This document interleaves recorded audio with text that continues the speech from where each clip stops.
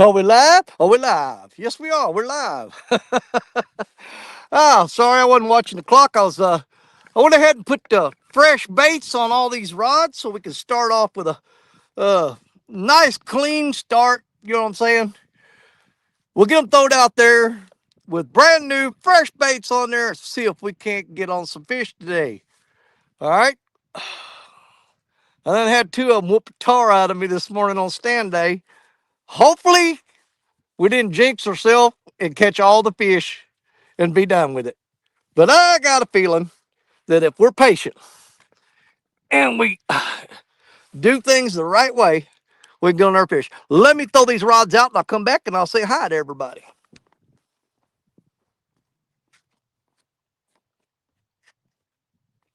Boom, chakalaka.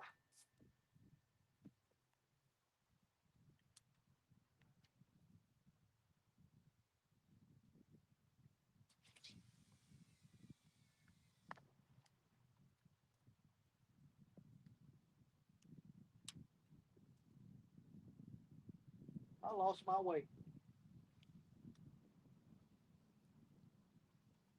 I flung the weight off of it.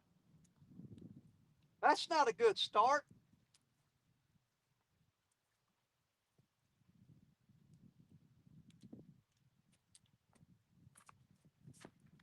Right off the bat, we're going to start off. I got to tie a weight on here because I got to put these rods out in order. I can't change it up. Just anything to slow you down. Where's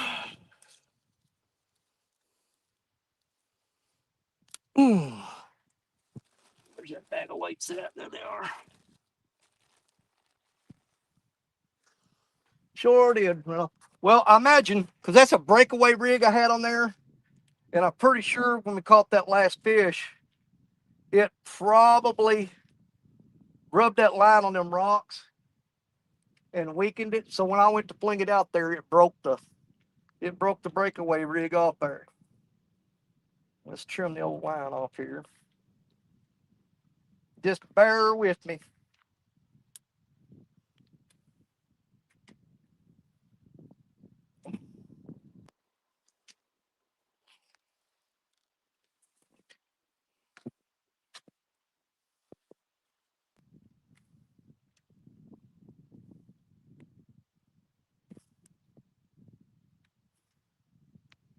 Mm.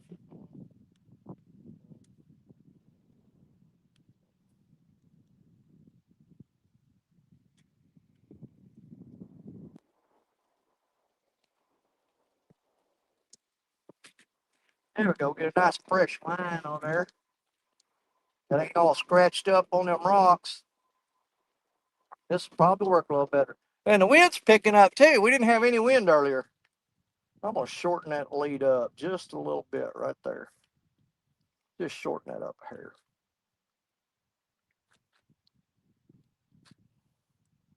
Because I want it off the bottom, but I don't want it way off the bottom. So we're going to tie this sinker, this weight, really, really close to the swivel. That way that float doesn't get it up too far off the bottom. You know what I mean? We want it floating, but we don't want it floating real high. The fish are they're holding close to the bottom, but they are up a little bit. So we just make a slight adjustment on our rig. Let me save that little piece of string right there. I can use it after a while. There we go. So basically, we want our breakaway rig to be a little shorter than our float. Okay? So it doesn't float real high off the bottom. Let's go ahead and try that again. And we switched to we put a big gizzard shad head on here. We've been throwing the threadfin shad all morning. Let's see if we're screwing up. We might be making a mistake.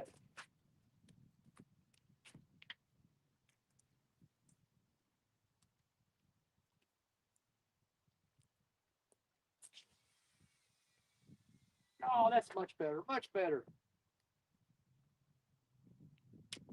Much better. Check the drag on that. That's good.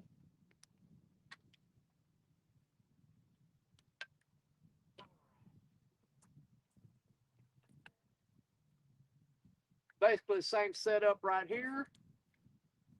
But I've got my weight just a little bit longer on this one. which it's wrapped around my main line there. I don't want that. Now in the world. There we go. Now we're straight with the world. Now we're good to go. A little bit longer leader on our float rig here because we're throwing this one out to the deeper water near that channel. Right there. Right where that current seed is. So we want that leader a little longer.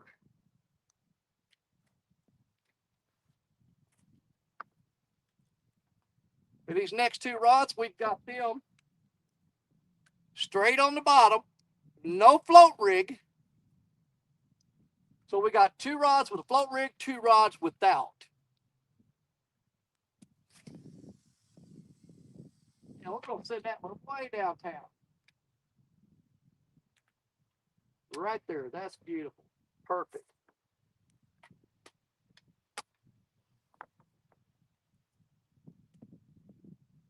Got one more rod. It might be off camera here, but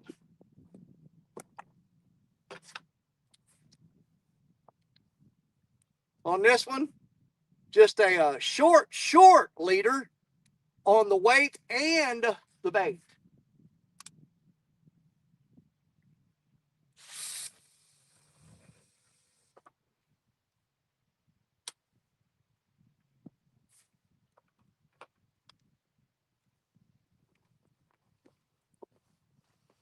All right, there we go. We got 4 fresh baits in the water. Oh, let's just hope that we ain't caught all the fish already. We laid the smack down on 2 of them just as soon as we got here. Hopefully that wasn't just the 2 only active fish out there. But we got patience and we got some time. So let's hang around, see if we can't get on some fish. Let's go back and say hello to everybody. Oh, Lord, y'all have been in here thaw hot and heavy. All right, first one in the gate, Miss Lisa Swain, catfishing lady. My PB buddy. What's up, sis? Good to see you. Good to see you. There's Bob and Doreen right there. What's going on, Bob and Doreen? Good to see you. They saying hi to Uncle Jeep. Uncle Jeep, man, we're on the bank, baby. On the bank, we on the bank. It's our favorite place to be. Whoo! Man, I'm still a little kind of, I'm jittery too because I had too many cups of coffee before I got here this morning. Usually I drink 1 cup of coffee. That's all I freaking need. But no, I had to drink half a pot. It wasn't smart at all. I got the jitters. Fishing with Big Mike. What's going on, my brother? One of the very first bank anglers that I ever watched on YouTube. An absolute man, a men among men when it comes to fishing from the bank. I'm telling you, right there, he was one of my inspiring people right there. I used to love watching Big Mike. Still do. I don't see him that often anymore. Most of the time when he's fishing, I'm fishing too. It kind of conflicts with our schedules. But yeah, Big Mike has always been a big influence on me as far as how I uh, do my YouTube channel and everything. No, he's a great guy, great fisherman, just all around cool, cool, cool. Let's see, you mean you got on more fish? Well, there's a couple out there. Dave Garcher, afternoon, everybody. It's still morning time here. It's almost afternoon. It's almost afternoon. It's getting there. It's real close. Mary Mercifer, my sister from up Canada way. What's up, my sister from up north? I think she's from Ontario. I think. Ontario, Quebec. I think it's Ontario. Anyways, love her to death. Mary's a huge supporter. She's always in her. Matt County, I'll be ready in 20 minutes, Danny. Well, I'll try to keep an eye out for you, buddy. We'll get you up here. Rob Fox, what's up? Good to see you. Catfish and Matthew. That's the new name for me. What's up, Danny and chat? Welcome in, Matthew. Nice to meet you. Oh, good Lord. Well, there went the live stream because we got him in here. Though professional catfish angler, he's going to, hold on, man. We may have to stop for a minute. We just got a little tippy tap on that rod right there. Now, the thing about it is, these fish, the way they're biting today, I ain't too worried about no little tippy tap because the ones we're after, They don't play. They grab it and go, grab it and go. They run with it like they're stealing it. Yeah, he's bumping on it. That's that big giant shad head too on that rod right there. We switched to a gizzard shad. I cut him up and put the head on there. So that's the biggest bait we got out there. What was I saying? Oh, the professional catfish angler himself. Boy, the pressure is on me now because you don't want to look bad when you got John Parker in the house. Because trust me, he knows all the ins and outs. He can sit there and critique you and tell you, some boy, I know exactly what you're doing wrong, but you ain't gonna learn nothing if I tell you. You're just gonna have to figure it out, and if you figure it out, you'll remember it. But if I tell you, you'll forget it. That's John Parker for you right there. Wind is crazy in North Carolina today. It's supposed to be 30-mile-per-hour gusts. Well, it was like that when I was in the deer wood yesterday. I was trying, almost blew me out of the deer stand. But guess what? Them deer was all over the place, man. I shot me a nice little 7-point buck. Shot a few videos of some deer walking around underneath my stand. And I had deer all over me all day long. And I wanted to spend some time sitting up in the stand and watching them. So I didn't shoot the first thing come along. I just sat around and hanging around in a tree like a monkey, watching deer walk around until I finally said, you know what, about time to go home. I guess I better shoot one of these. And that's what I did. Me and my wife stayed up last night. We finished up getting it all processed, cut up, and he's in the freezer. Even did the grind on him. We brought the grinder out and we ground a bunch of meat up. Well, we got that deer 100% taken care of. Went crazy here in Ohio today. I'm getting a few gusts every now and then. Oh, this is Warren Farley. Well, heck, man. Warren, did you steal John's phone? Hey, you guys are supposed to be taking a trip up to Powderton Lake, as I recall.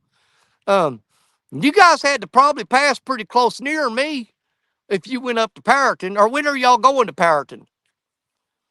If I can figure out when y'all's going to Powderton, if you're not already there, may have to make something happen where I meet up with you boys and we'll do a little fishing together. We'll see. I don't know. John might not want me with him. He says, no, he said, you'll ruin my luck. You'll start catching fish and ruin my luck. That's how John will be. Lisa Elliott, what's up, my sister? Good to see you. How's Aaron doing? Has he got any more knee problems or anything going on? Good afternoon and good luck and nice fish this morning. Well, thank you, Lisa. I appreciate it. Catch fish with us. What's up, my partner? My favorite partner of all time. When I partnered up with him in I don't know what we partnered up in. It was some fishing tournament. I remember. But we did all right. We didn't take first place, but we wasn't trying to. We didn't want to hurt nobody's feelings, so we lost on purpose. Oh, everybody say hi to Mr. Parker, and it's actually Warren Farley. And then saying hi, saying hi, saying hi. I don't read when you guys are saying hi to each other. I just read when you got a specific comment. Fishing and cooking with Mike Chavez in the house. You watch this. We won't catch another fish all that gum day. We caught them 2 big ones right out the gate and scared everything else off. Because it took a while to get that last one in. He was putting up a fight. He had that rod bent too. And the thing about it is, I'm not just fighting the fish in this spot right here. I've got some serious freaking current flowing and hitting an eddy here, but it is a blasting, a rocking current. And them fish getting that current right there, and you're fighting the fish and the Mississippi River. So, well, you might have a 10-pounder on there and think it's a 40, 50, or 60, depending on which way he's turned in that current. But then you do get a 40 or a 30 on there, and you're like, oh, man, it's almost like being hung up. You can't move. Okay, catch me this in. Dave Garcher. That's how Dave. I'm not sure. And Uncle Jeep said hi to him. Yes, Thunder Bay, Ontario, Canada. I thought you was from Ontario. My memory fails me every now and then. Let's see. And I think we went to the bottom. There's River Cats Tackle. My buddy, my boss, my friend, Mr. John Cyclone in the house, you guys. We're in Vanceboro, North Carolina, Powderton this year. No, not going to Powderton this year. Oh, that sucks. I thought you guys was talking about going to Powerton. I must have just dreamed that, because that would be my dream to meet John Parker and Warren Farley up at Powerton Lake and fish with them. So it's probably just a dream I had. It's a dream that I'm gonna hold on to, but we'll see what happens. 28 beautiful people in the house, and we are at the bottom of the chat. Well, that one that was eating on that big giant gizzard, Chad, I guess he decided he didn't want it. That probably wasn't the smartest idea. Uh, Catching fish and switching baits, switching to a different bait. But that's a bigger bait that I got, so we're catching a little bit bigger fish today. So I wanted to throw at least one bait out there that's got a little more substantial size to it. Let's see if maybe there's a giant down there. I tell you what, as hard a time as we had getting in that 36 pounder, I don't know if I can reel in a 70 or 80 or 90 here. It might be just too much for old Danny Stone. Yeah, I know. I know y'all went last year. I know that. But I was hoping you was going to go again. Just don't be squashing my dream. I'm just going to imagine that someday you guys are coming back to Power, and then I get to come up there and fish with you. Don't be a dream squasher. Be a dream catcher. I actually went up and got the net this time. I ran up to the truck. I grabbed my left-handed glove because I had to land that fish with that right-handed glove a while ago, and that is not comfortable for me at all because I usually hold the rod with my right hand and grab the fish with my left. Uh, let's see. Lisa Sway says, Danny, thanks for crushing stand day. Bobby had no chance. Well, I kind of figured that was going to happen. Oh, what did Catch Fish with Us say? Did I miss something? Oh, it said family in Espanola and Elliott Lake, Ontario. Love it up there. Oh, yeah. Well, look at there. Ain't it a small, small world? It's so small that I caught all the fish out of this hole on stand day, and we ain't going to catch no more. That's how small our world is today. And I finally got to weigh a fish in my fish sling. I bought that FOA fish sling last year, and they haven't caught anything. Well, I caught one time. I caught a fish big enough to put in it, and Jerry Parker whipped out his fish sling and put it on there. And I said, "Man, I didn't even get to use my new fish sling because you used yours." But there, I finally got to use it. And man, there may have been just two fish in this hole, y'all, and we caught both of them. But I figured a little patience pay off. We just be careful. And it's the jinx of the live stream, especially my live stream, because like I said, during the live fishing tournament league Whisker Cup, man, we couldn't keep the rods in the water. It was just back to back to back action with 3 double ups. And then come back the following weekend with Richard Cluck, and we stopped here at this spot here, and we slammed a nice catfish, and then we moved down there to the wing dam and got on a few more. And then come here this morning, the following weekend, and throw 4 rods out. And before I could say howdy doody, uh, a fish was on one of them. When I got it reeled in, I was holding him up. The other rod it pulled out of the rod holder and took off down the bank, and we got it too. Of course, then if y'all was watching stand day, you saw all that. And that may have been the only 2 fish we catch all day. But if it is, it's fine. I've had a pretty dadgum good weekend. I shot me a nice 7-point buck yesterday, but I say it's 7-point. The right side of his antlers was broke off, snapped off where he'd been fighting, and so he only had 7 points left. I don't know what he would have had before he got in that fight and got his antler broke. But he's a pretty decent buck, huge body. It took me and Stacia quite a while to get him all cut up and packaged last night. We got him all processed and put up and took care of, though. And then come out here this morning and get to go on stand day and catch 2 nice fish. So I tell you what, I could quit and go home right now. And I've had an absolutely fantastic weekend. There ain't no complaints coming out of me. I'll tell you that right now. And we have Mad County should be joining us here shortly. And I'm pretty sure Mr. Jerry Parker's going to be popping in here sooner or later. I know he had a few things to do. Man, I fell a while ago and just cut a plug out of my thumb. I got a chunk of meat gone right there. I didn't even notice it until I just rubbed it and felt them nerve endings and went, ow! You know what I'm saying? But yeah, I fell in them rocks and I tore a chunk out of my thumb. I didn't even know it. How come it didn't bleed? That's weird. Yeah, I didn't even bleed. Just tore a hunk of meat. I ain't got no blood left in me. Either it's so thick it just won't come out. Got blood like ketchup. You got to slap the bottom of it to get the blood to come out. Oh Lord! All right, fish. Let's let's try to do something for the folks. I got, like I said, you had a little tap on that rod a while ago, but I ain't too excited about that because of the fact that these fish are not. Oh, there he is. He's still tapping on it because these fish haven't been doing the old tappy tap. They've been doing the grab and go. Yeah, he just bumped it again. So we still got something down there active. We may have to pull that rod in and take that big giant gizzard shad head off and put a little small threadfin shad on there and throw it right back out there to him. Let's see, big buck, nice. A deer tag for 100+ pounds of meat.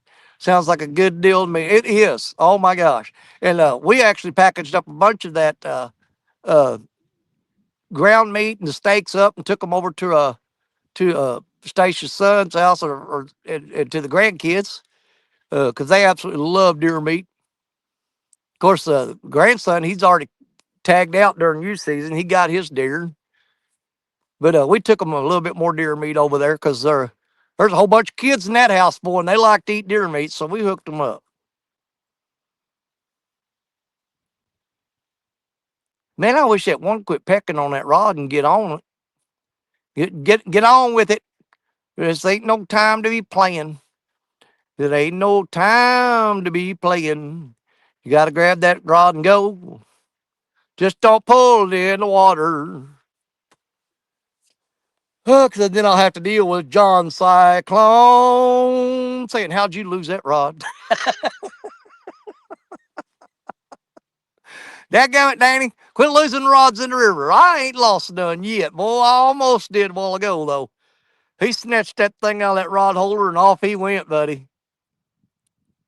I had a 30-pound rock laying against the back side of that rod holder, and he flipped it off there like it was a pebble. Bent that rod down and flipped that rock. Oh, deer meatballs, mashed potatoes, and gravy. That's gives. Well, I'll tell you what, you're giving me ideas. I got so excited I hit the camera. Good gravy. Okay. Let's try that with Grandma's recipe. Yeah, it does sound very interesting. Y'all give me a second. I'm getting a little bit of a dry throat going on here. You can hear it kind of scratchy. Let me grab me a little sip of something out of the old, see what I do is my cotton picking snack bag. There it is. I almost rolled down the hill. Let me get my stuff situated here. Well, dadgum, I had a flashlight in that bag. I'm wondering where I lost that at.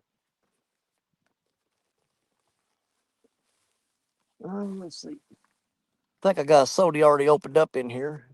Yep, there it is.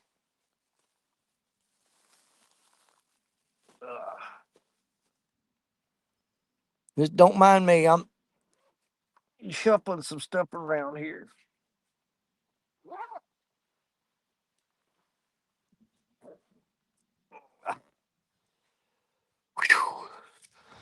Oh man, getting too dadgum fat and old. Just bending over wears me out. I got exhausted. Let's see, Meg County joining up. Well, I'm looking for you. I sent you the link last night. You should have it. Mr. Zebco entered the studio. There it is. Boy, it's got a new thing where it pops up on the screen. I like that. Age. What's up, brother? What's going on? Oh man, we snagged 2 fish out of here. That's pretty much all we're gonna do the rest of the day. So I'm glad you showed up, and Parker will be here after a while. I'm gonna let you guys catch the rest of them. He said he was deer hunting. Really? So he told He, me well, he messaged me and told me he said he'd be up later. When did well, he tell you he was hunting? about an hour ago. Oh, so he lied to one of us. That figures. Man, that's Jerry Parker. He should have done been tagged out. I've seen some big bucks this week. Me too. I brought one of them home and gave him a ride to the back of the truck. Well, I about hit 2 of them.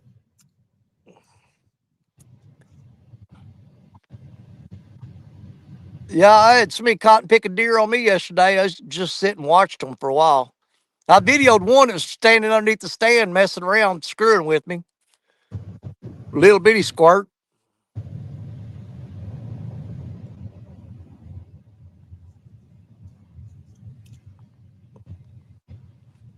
Now, honestly, I should have been running the camera filming a whole bunch of them deer. But man, I was just in a frame of mind and a mood that I just want to sit there and just enjoy my day. You know what I'm saying? Just Well, what kind are of they biting relax on? and do what? I said, well, what are they biting on? The first two, the two I caught a while ago were on threadfin shad. You just cut the tail off of it. Oh, we're getting a little tippy tap on that rod right there. He's fixing to go. He's hitting it pretty solid. Maybe he'll get the. Let's see if he's going to do it all the way. Yeah, he's still there. Come on, son, eat it. So little baits then, huh? Yeah.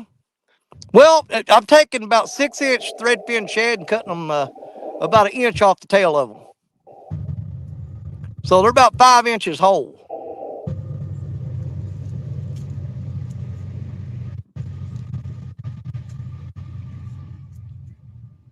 And that there, he's just barely tapping on it.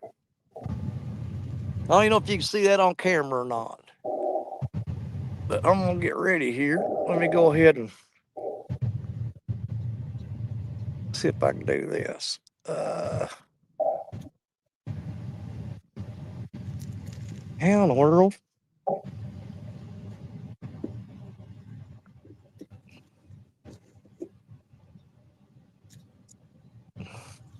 I done forgot how to.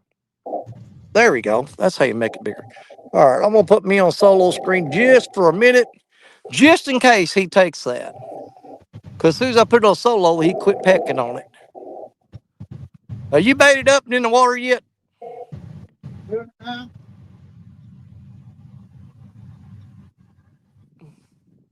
Doing it right now. Okay.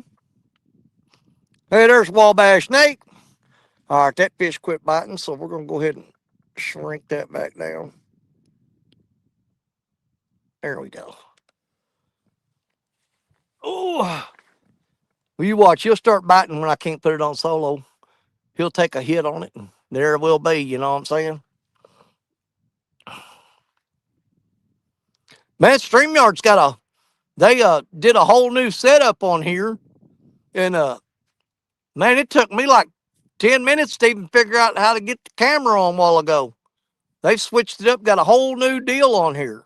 It's all different format. It's got a thing where you can put music on there while you're reeling the fish in. It's got all kinds of crazy stuff they added to it. Yeah, I don't know. I always let you in control, so I just hop on and join the fun. Wabash Nate said Parker found out Danny got a bigger deer. he's going he's gonna take his back and trade it in for a bigger one.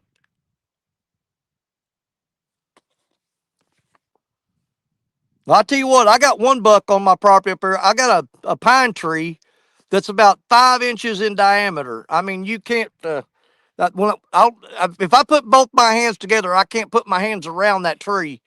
And I got a deer up there that has stripped the bark off of that tree from the ground up to about 4 feet high. I mean, he has just peeled the bark off that tree. So I'm gonna go try to get him, but I'm gonna take my bow with me and try to see if I can't get him with an arrow. Use that old Matthew Z7 compound bow, see if I can't stick him. Because that's the deer I got on my hit list now.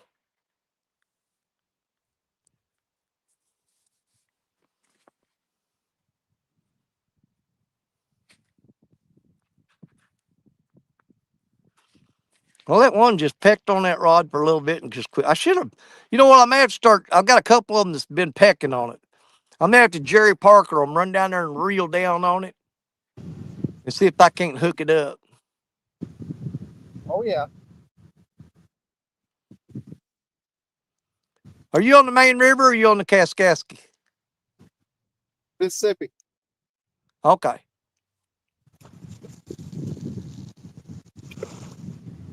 It came up a couple feet for us, so I figure I'd try my luck on the main today.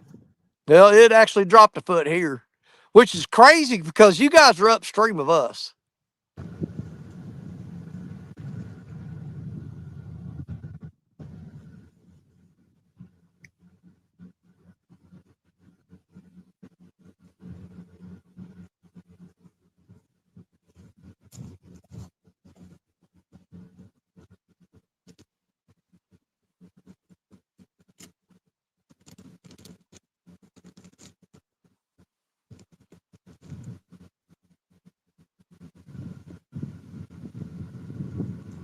Well, that's another thing that just aggravates me about bank fishing, though, too. I mean, I love bank fishing. I prefer it over boat fishing.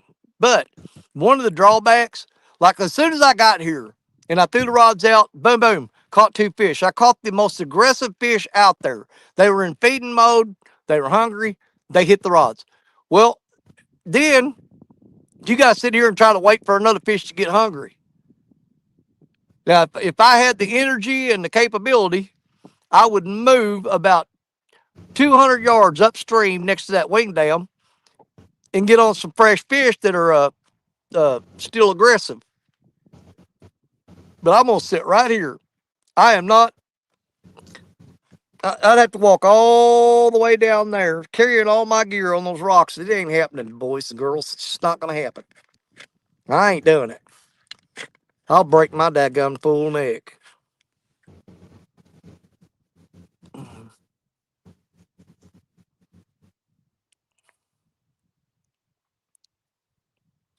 Well, that one fish just flat quit. He pecked on that rod and just quit. You know, I got some little bitty old creek chubs I caught this morning too. They're almost the size of shiners. They're not very big. And I may throw one of them out there and see if they're, because they were hitting that smaller bait earlier. You know, 4 or 5 inch whole thread fins.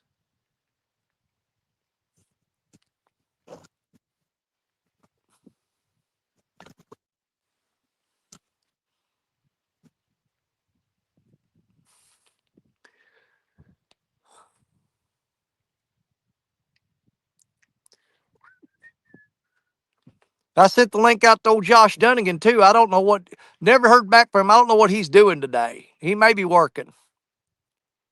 But you know what? I sent it to him just in case. Of course, the link, I think I got it pinned at the top of chat for anybody that wants to pop up. Brother, y'all care if you're fishing or not. If you want to come in and hang out with us, you're more than welcome. Just knock on the door. We'll open it right up for you.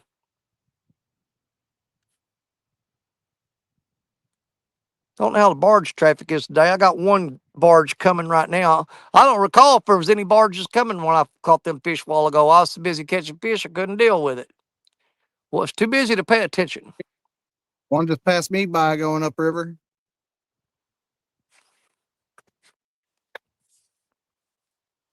Man, I got these cotton picking Asian beetles. They're swarming over here on this river, and they're just eating me up. And there's another one right there. Get out of here, bug. Yeah, I'm I gonna hopped check. right back on the live right when you was pulled in that second one earlier. Yeah, yeah. He pulled the rod out of the rod holder. Like I said, I had it wedged down between two big giant rocks, and he pulled so hard he flipped the rock over, and took off with my rod, and I had to run down there and grab it. Whew, man, them Oh, let me bugs make sure stink I when you put it smash on. them too.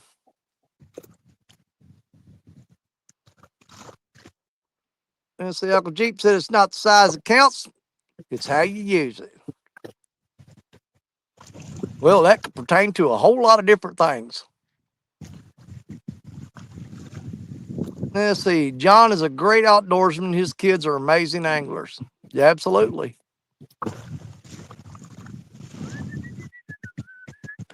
Oh, what happened to that little fish? He's pecking on that. I may have checked that bait. He might have just there and chewed it off there.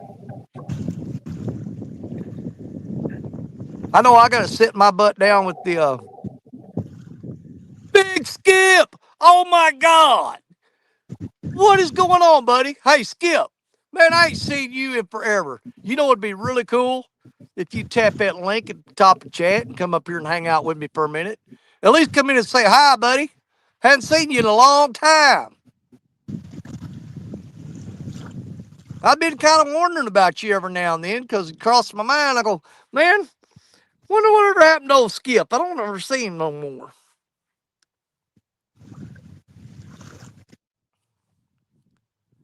Bobby Doreen, Danny, what happened to the fish? It stopped after the stand show. I told y'all. I said I'm gonna catch two for you real quick, and then that's gonna be it. What's up, Skip?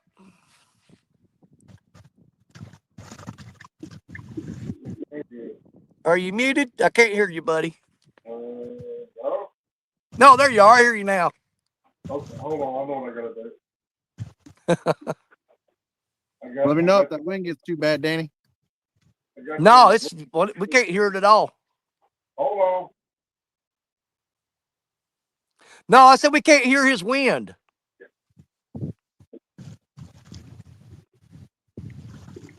Is that better? Yeah, we can hear you. It sounds kind of hollow, but we can hear you. Give me 1 sec. How you been doing, man? I hadn't heard from you in a long time. Is that better? Oh, There you that's go. perfect. Yeah, what have you been up to? I haven't heard from you in a while, man. You been doing all right? Just working all the time. Really? Yeah. Well, that sucks. That. Man, you got to have some me time every now and then. And when I say me time, that means you spend time with me. It ain't about you, man. Wait, I've been sending you little things here and there on like TikTok and stuff Yeah. when I'm hiding at work and stuff. But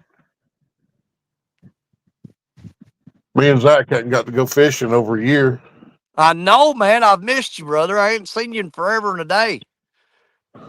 Yeah. Is he still doing Sometimes his pet thing with the lizards and he's snakes and stuff?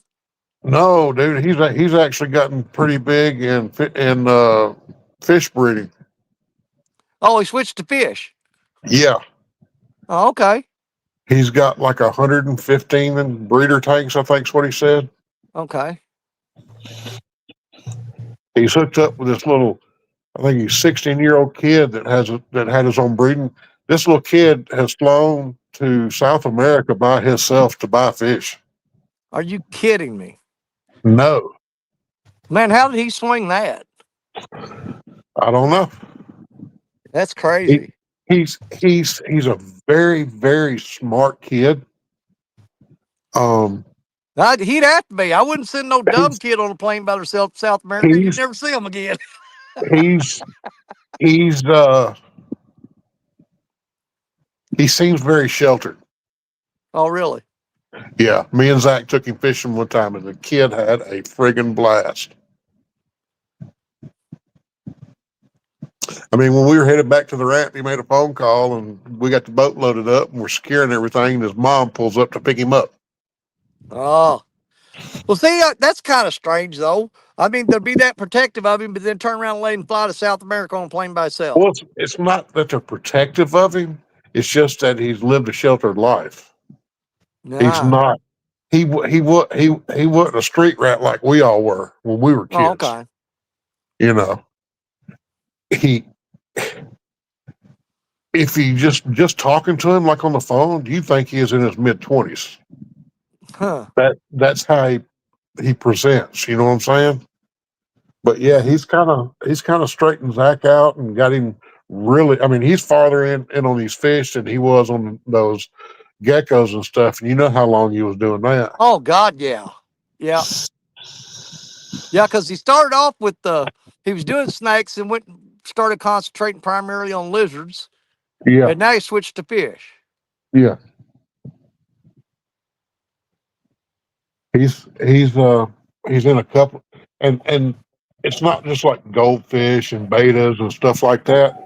They go out to places locally. They've been to Florida, and they actually catch different species of not really rare but collectible type fish Yeah, people would smaller fish that are beautiful that people would keep in aquariums and stuff.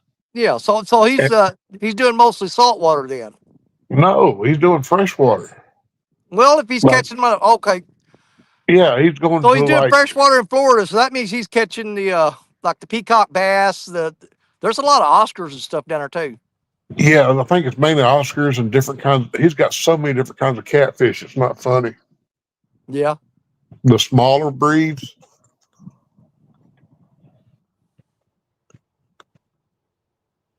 So how you been doing?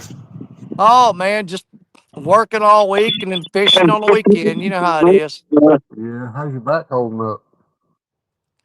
Well, I'm still going and getting my shots, my injections every 3 months, and Yeah, they of course they've got me on some pretty powerful painkillers, which I take daily, several times a day.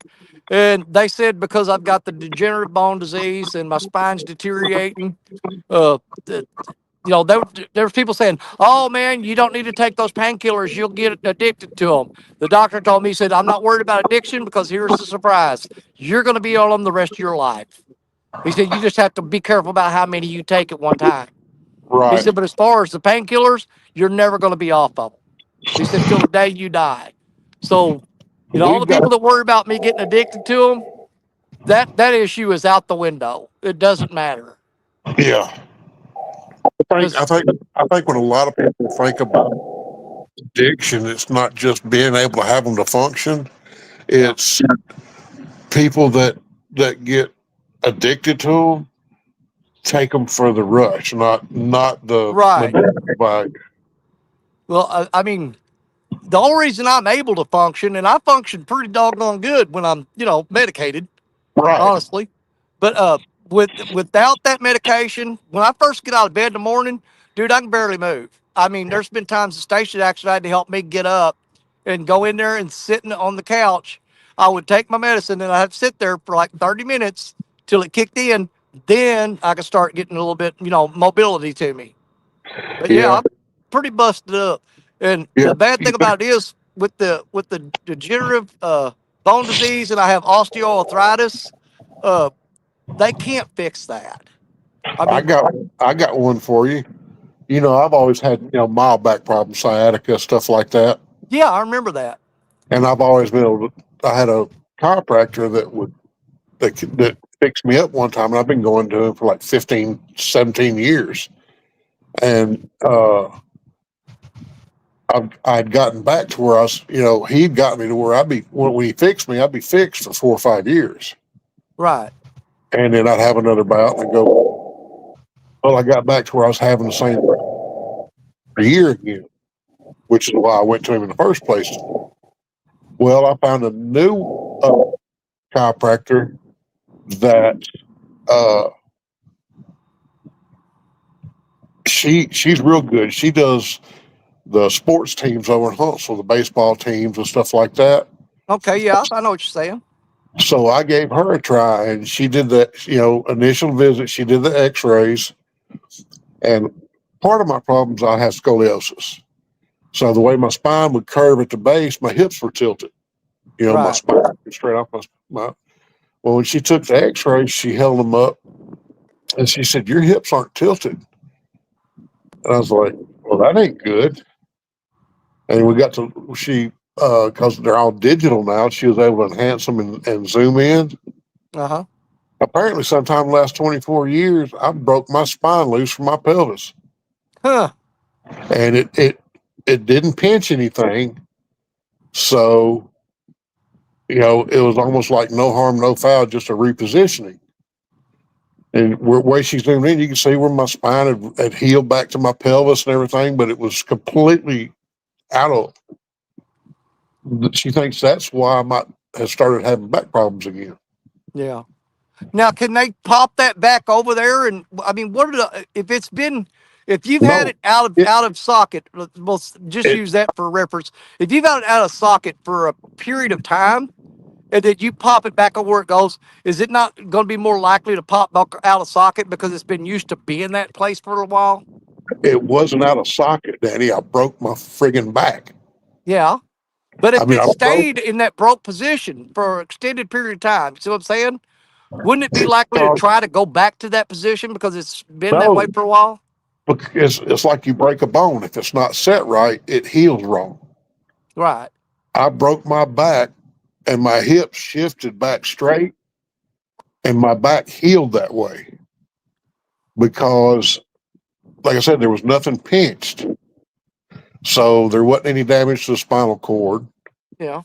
It's just that now, instead of my spine coming straight off my hips at a curve, my hips are straight and my spine just comes off at a curve at a an angle now. Oh, It's okay.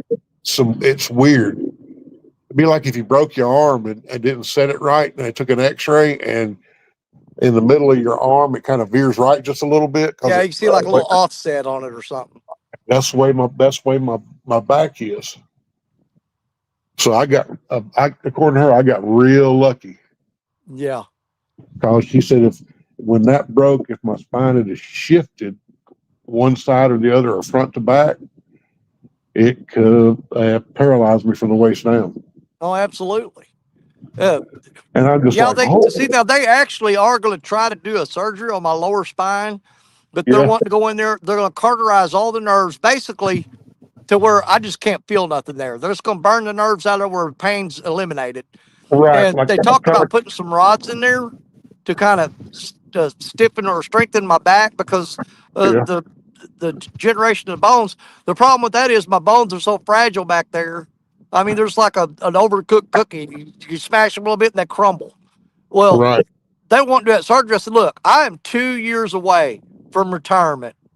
I don't care how many shots you got to give me, how doped up you got to keep me.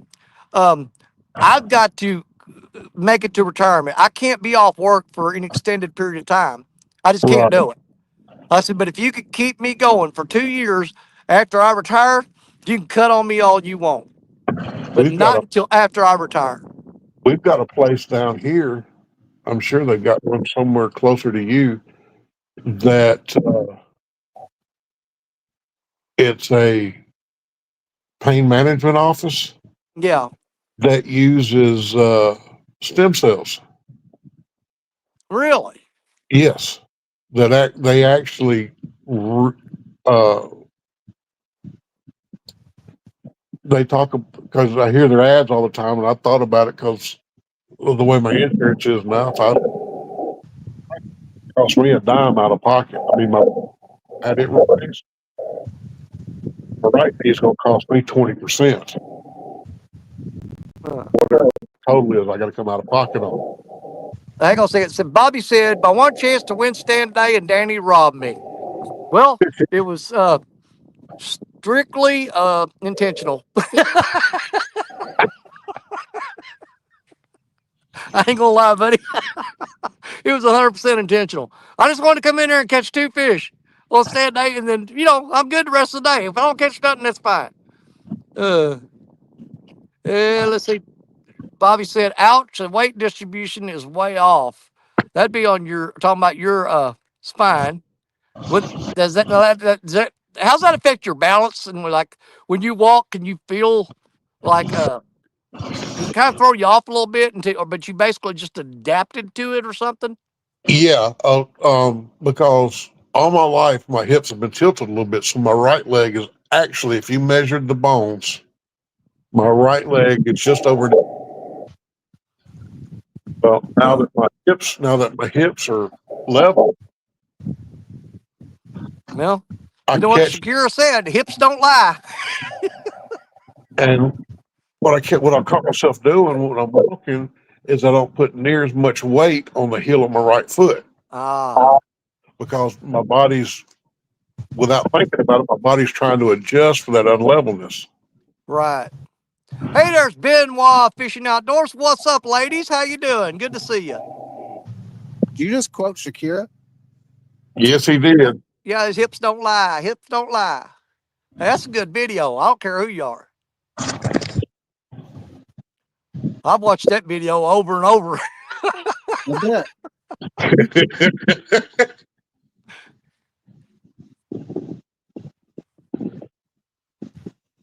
For the longest Getting a time, I mean, this is kind of a dumb subject to get off on, I guess, but, man, I was thinking that Shakira wasn't very old. Man, she's got grown kids, man. Oh yeah, I'm like, holy crap, how old is that woman? Because she sure don't look it. you got to remember when Hips Don't Lie came out. That's when she blew up. Yeah. That's what we know. Let's see here. You still hear me? Yeah. Let's see here. 25 years ago. No. No freaking way, dude. Man, that couldn't have been more than 5 or 7 years ago. I was thinking I was pretty young when that came out, but I could be wrong. You're still freaking young. I'm talking about really young.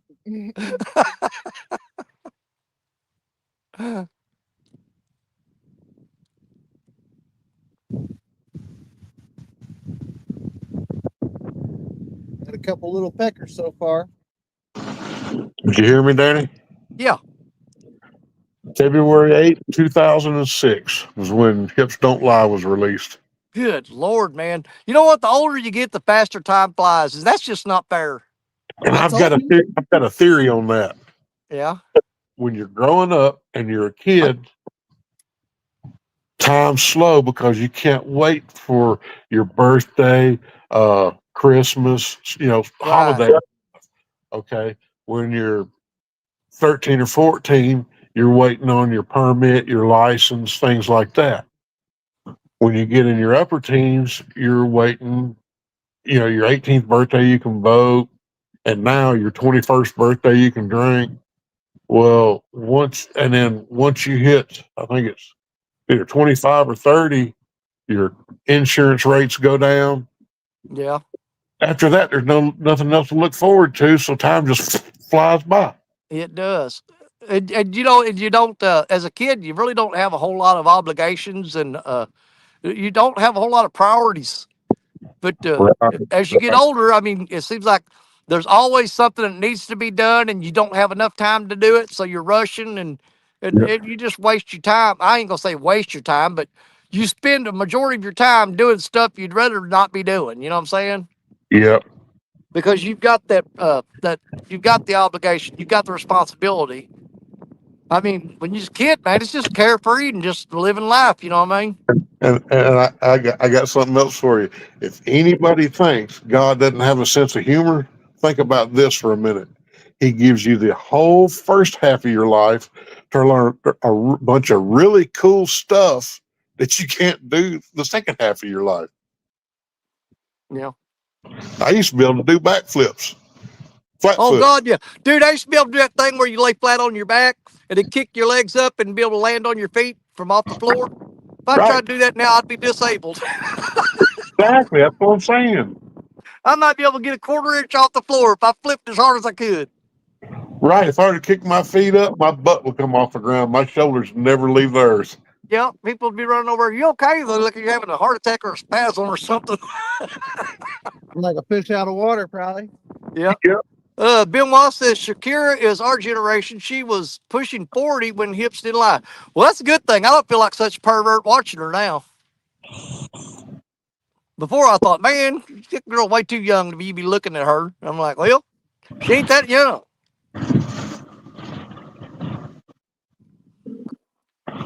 But it don't matter. I'm 100% happily married. I wouldn't trade my wife for 20 Shakiras. Man, that wind just blew that net over and slammed right into that rod. Scared the crap out of me.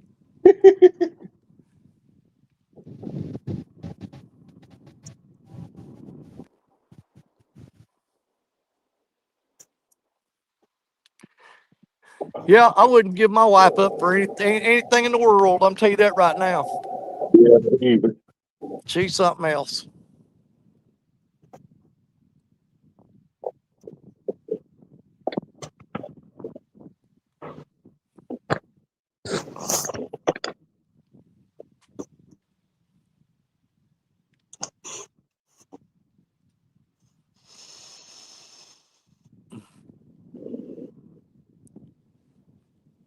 Yeah, one thing about Stacia, I mean, she can sit there and be the delicate and artsy, craftsy kind of person, but then just like last night, man, she's sitting right there beside me, chopping up that deer and grinding it up, packaging meat, cutting it up.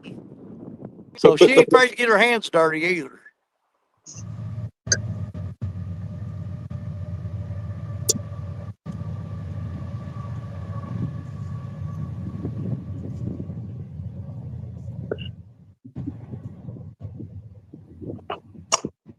Yeah, every now and then, it's nothing weird about it or nothing, but every now and then you cross my mind.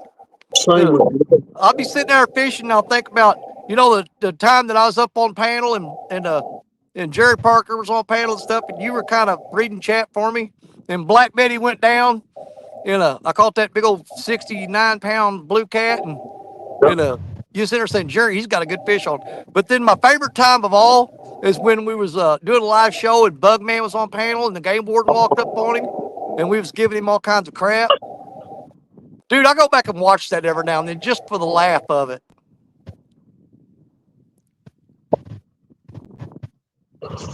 Yeah, What we was about it? got Bugman a ticket that day. What, what was it? Somebody was hollering, check his cover. He's got wind in there. Oh yeah, man, we was giving him all kinds of crap, and Skip was playing all kinds of music real loud and stuff while the game warden was trying to talk to Bugman. He probably went over and muted us. It took him a while to figure it out.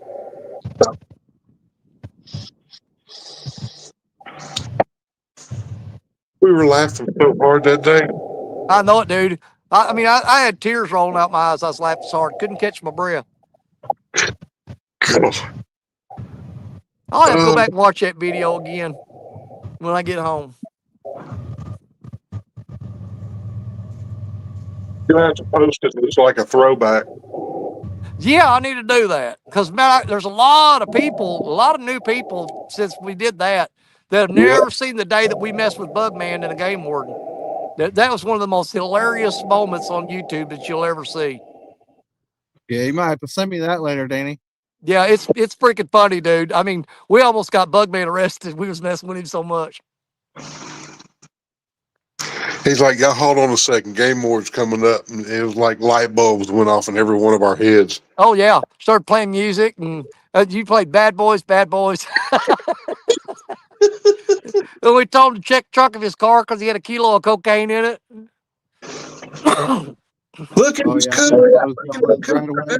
She's got weed in this cooler. Yep. God. Yeah, we told him he had a big stringer full of illegal fish down there on the bank. The game warden told the game warden to go check for the bank because there's a stringer down there. Yep.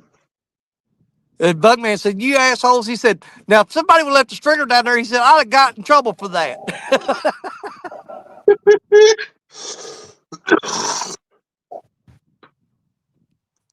That's funny. Yeah, it was. If you haven't seen that video, it's hilarious. I'll have to figure out how to repost it. I'll get to see old Bugman next month. Will you? Yeah, he's gonna.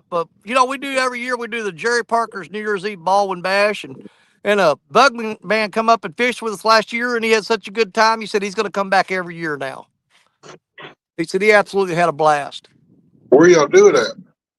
at Lake Baldwin in southern Illinois. Oh, okay.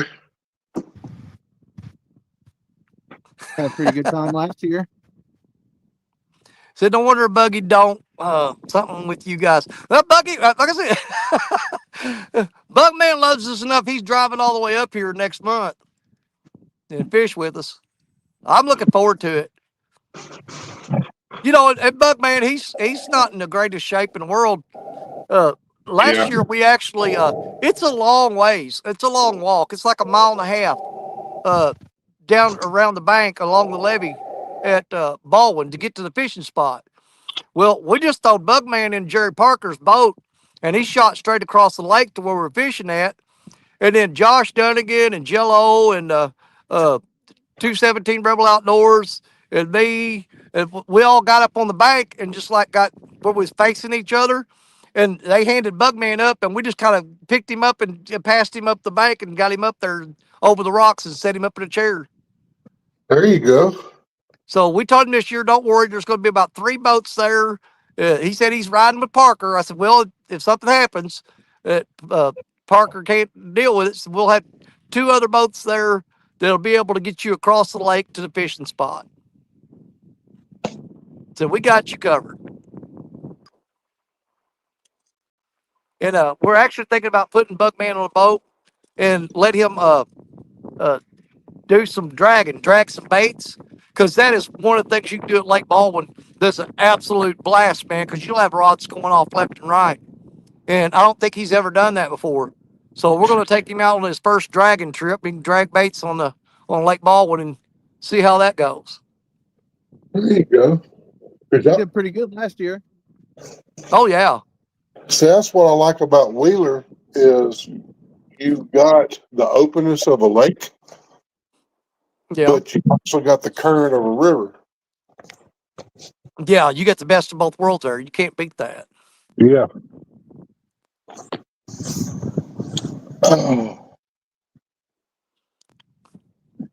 Man, I ain't gonna lie. I thought I'd probably caught another fish by now after I caught 2 of them just back to back. You had me pumped up. I know it, man, but here's the thing. When you catch 2 fish that big and they swim all around in that circle out there, they scare everything off. It takes a little while for them to come back. And I got 2 rods I got to check because they were getting nibbled on and they might have got the bait off of them. I just fixed to say you might be fishing on credit. I might be, because the 2 outside rods, the one on the left and one on the right, they both got hit pretty hard, or tapping, but they didn't bend the rod down. They were just like whacking it, you know. Yeah.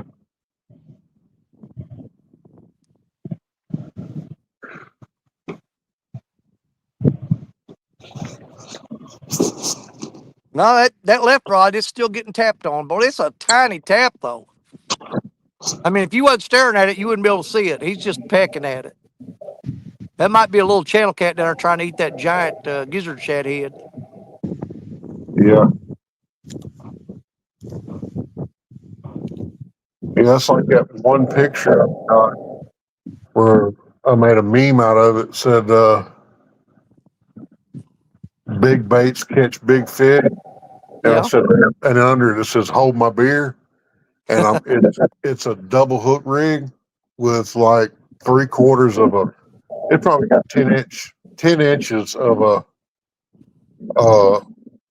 big skipjack on it. Oh, That yeah.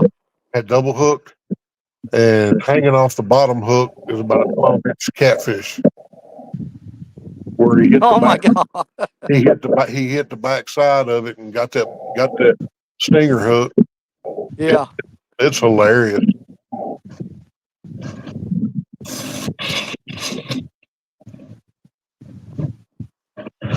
Me and Zach are both standing there looking at it like, are you kidding me? I'm thinking the smallest catfish I've caught on rod and reel. I had a 8/0 hook on there and caught a flathead that was about 3.5 inches long. And I didn't even know he was on there. I reeled up and looked, what is that on my hook? And he was wiggling, and I got to pull up there. It was a little bitty tiny flathead. That's like one time I was bait fishing, trying to catch some bluegill. I think I had I think it was number 4 long tank. I was fishing with friends, and I caught about a 3.5 inch largemouth fry, and I caught about an inch and a half channel cat.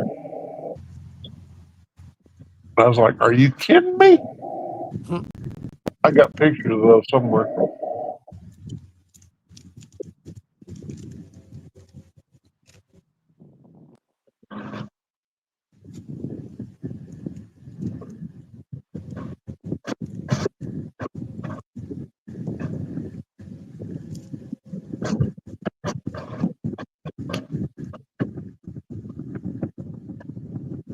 No, he's talking about that earlier. I'm going back. I forgot Wednesday. Uh, I've got an appointment with my chiropractor. I haven't seen him in 2 years. Um, the thing that worries me is a couple weeks ago I had a doctor's appointment in Cape Girardeau, Missouri. Had to drive up there, and that was for my hearing. I'm getting new hearing aids. I got to go week after next and get fitted for the new hearing aids, the upgrades.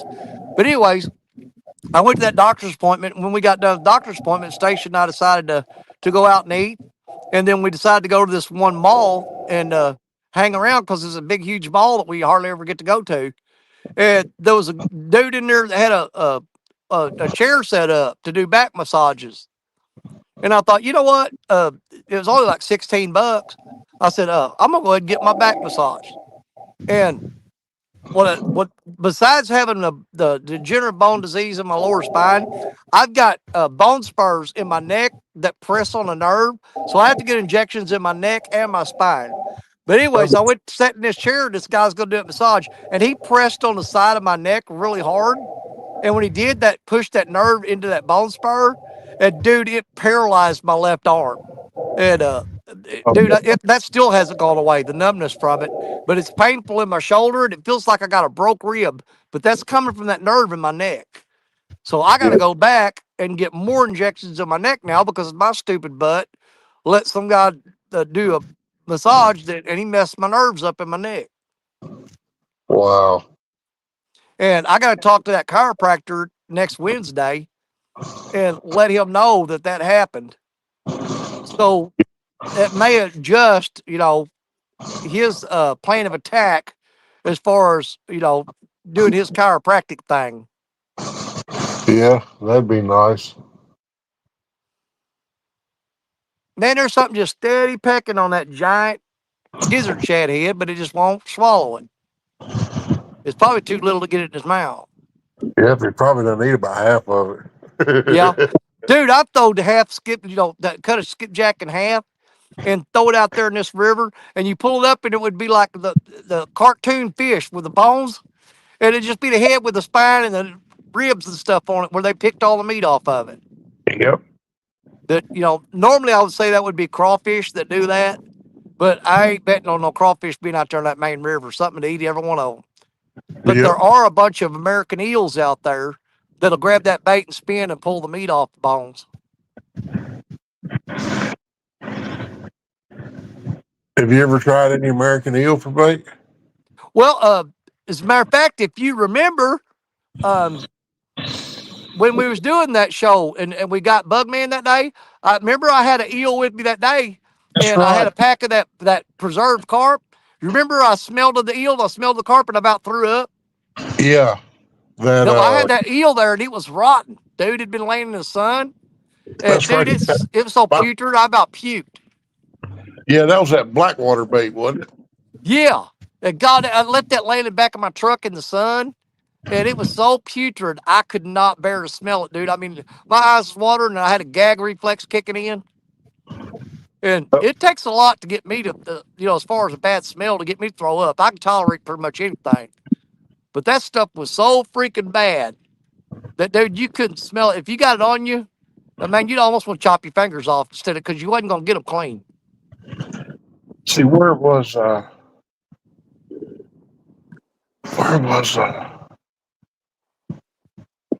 was somewhere one time, I was watching a video and it was a guy messing with his wife. She had a real weak gag reflex. Oh, that one chick, what's her name? I know you're talking about. And all he has to do is go, "Bleh, bleh," and Yeah, she'll start doing it. and I was laughing so hard. She goes, Dude, they've got a bunch of videos out where he makes her do that. "Hold on." I went. I was laughing so hard, and she goes, "What's so funny?" I said, "This guy's messing with his wife." I said, every time he hears somebody gag, he starts gagging. She goes, "Huh?" I Yeah, said, she "He she sits there can't stand to hear somebody else gagging because it'll make her gag. behind her, and he'll go, what?" That about that time, I heard three other people, and I want to say it was at a grocery store, and I heard three other people do it. It it was 5 seconds after that, people all over the store started doing that shit. You could hear them three people at the same time every time. Yeah. People figured out there was somebody in there like that, and of course they had to start messing with them. I was like, it's almost like that. The video where people do the monkey calls in the grocery store, and then in the background you hear a bunch of other people doing it. Yeah. That's what it sounded like. You hear somebody go, "Ugh!" Yeah. People started to. It was the funniest thing. You talk about having tears in your eyes. I'm like, what the hell did I start? Uncle Jeep says, sounds like the water chupacabra is attacking your mates. The mermaid Bigfoots aren't found in that area. Well, I learned something new every day. Uh,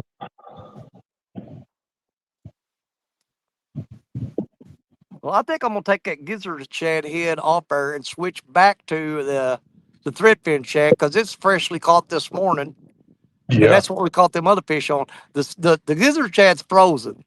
Now I've been catching the fish on the fresh bait, so I thought I'd just try that frozen, see if it's gonna do any good. But apparently, I need to stick with the fresh bait. yeah, I mean, you hate just having so many. I mean, I've got just tons of frozen bait in the freezer. But every time I go fishing, I throw the net and catch fresh bait, and I'll have a couple pieces of that frozen. And I can't stand having that and not using it. So I got to try it every now and then, see if they'll eat it. I don't waste it just per se. I mean, but when it gets to the point, it's been in my freezer for so long.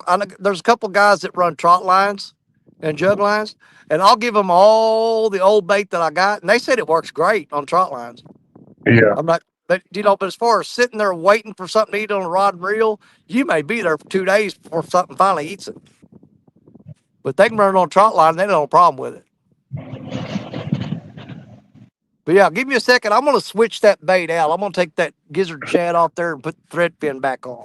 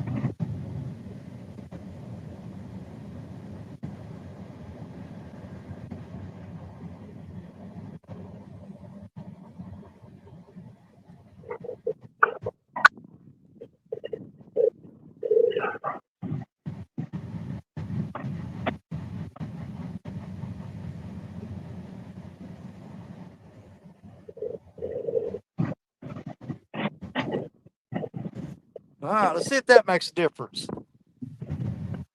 I switched back to the threadfin shad, the fresh bait, but I put the biggest one I had in the cooler on there. Oh, we may have a rod going. Something's hitting that one pretty good. Well, they went from just slamming the rod to doing the tappy thing. I hate it when they do that.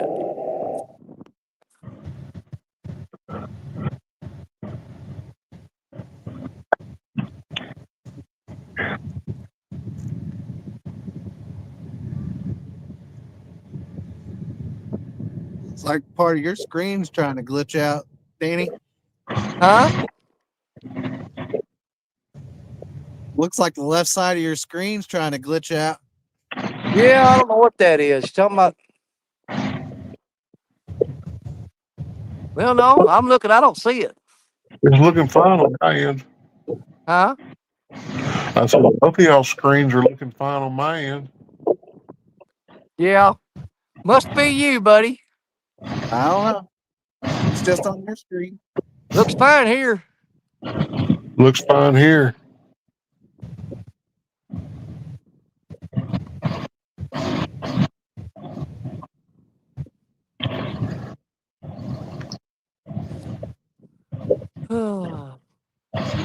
Let's see what the Junker Jeep says. You really gotta be really careful. The redneck chupacabra. This version attacks your ice chest at night, drinks all your beer. You can tell by the marks. Well, that explains a lot. I thought I was drinking in my sleep.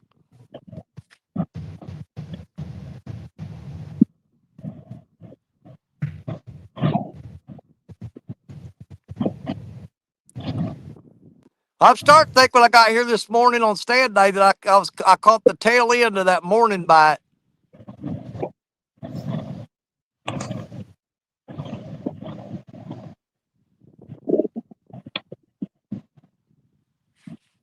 I know 2 weeks ago we fished this spot and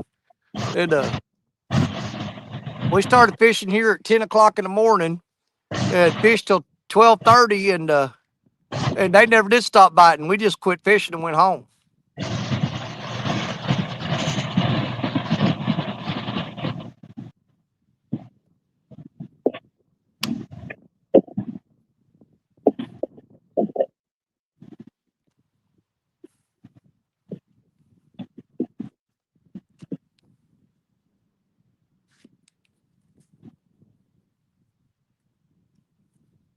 Well, I reckon I'm gonna jump down off of here and get ready and go out and do some yard work. Well, buddy, it was really good seeing you. I appreciate you hopping up so I know you're still doing fine, still kicking and breathing. Because Oh yeah. I do think about you every now and then, not in a weird way or nothing. It's just, I think back and say, I kind of miss old Big Skip and Zach. I don't see them anymore. And does Zach still got his kayaks and all that stuff? He sold his kayak. Really? Yeah. Man, oh man. He's like me. He works all the time, and I think somebody made him an offer on it. It was one of those deals where he thought about it and ended up taking it. Yeah. Well, I mean, just, life, things change, situation changes, and you got to adapt and do what you got to do to get by. Yep. But, man, he always did really good on that kayak. I hate to hear that he gave that up. I don't think he really gave it up. I think he's wanting to get. Had been wanting to get a new one anyways. Yeah. And I think he's just waiting for the right time. Oh, I get it. He's pointing there with all the growth down here, with all the stuff with the space coming, all that. How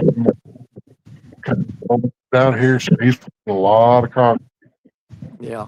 Hey, there's Brian B. Catfishing. What's up, B? Good What's to up? see you. I caught my 2 fish on stand day. I think I hit my limit.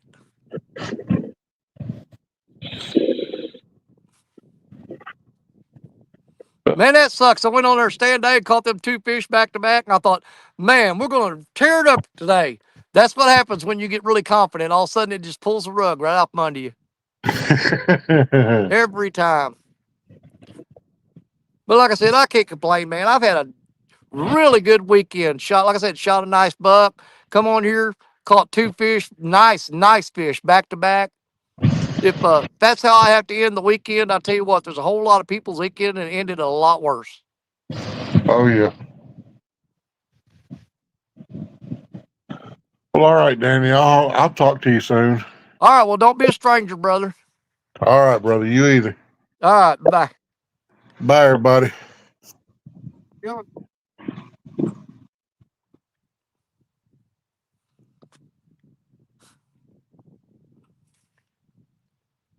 All right, Levi, you need to catch something. I've done run my course today. Caught my limit.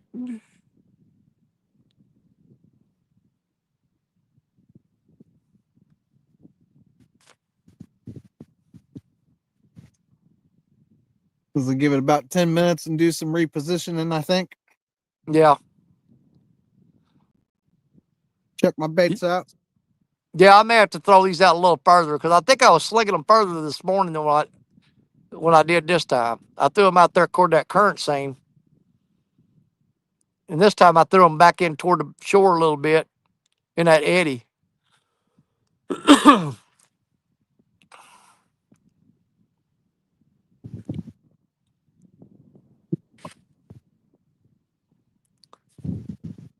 Yeah, of course, the way things been going, I know a surefire way to get these fish to bite. If I turn this camera off, they're going to slam these rods.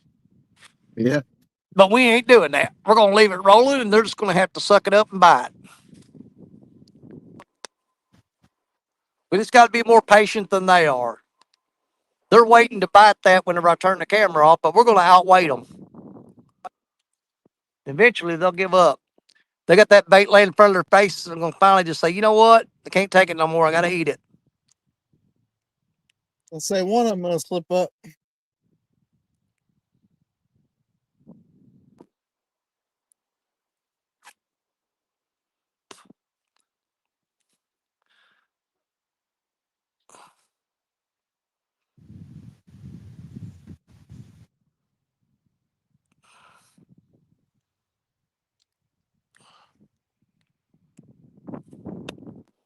I don't know how many of them fresh shad I got left. Probably about 3 or 4 more of them in there. After that, it's all frozen stuff.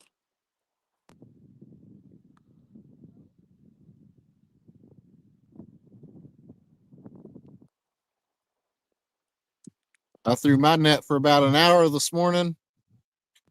Only caught 3 tiny little bluegill.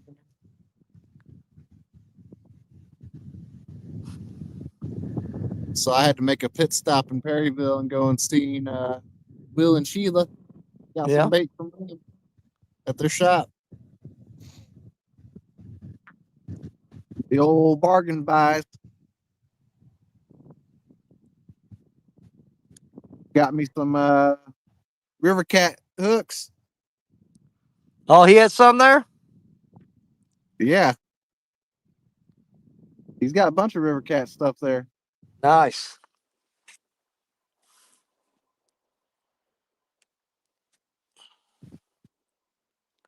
I can't remember the last time I ever bought any bait. I hit my good spots this morning where I usually catch a bunch of shad. I was able to catch, I think, like 11 of them out of there with about 4 throws of the net. And I thought, well, I ain't going to need no more than that. That'll be fine. Plus, I got a whole bag of frozen ones I got last week. I need to try to use them up, too. But if they don't start biting any better than this, then I don't know if I'll get to or not. We'll probably give it, I don't know, another hour or so. If we ain't caught nothing, I'll shut the live down. I'm going to stay here and fish. But I'll just roll camera and see if I can't pick something off whenever they know we ain't live. But more likely not, I'm gonna do a long walk and head down there to that wing dam. I don't want to try to do that while I'm live though. It's too much trouble trying to keep the camera going and getting down there. You're gonna lose signal 5 times before you get there. Yeah. Yeah, we'll give it another hour, see if we can't get on something. After that, I don't want to keep these folks any longer than I have to, being all bored and stuff and not catching nothing. I got them all excited this morning catching those 2 big fish. And now their expectations are too high for me to stand. I'm trying. Hey, there's Mike Sampson. What's up, Sampy?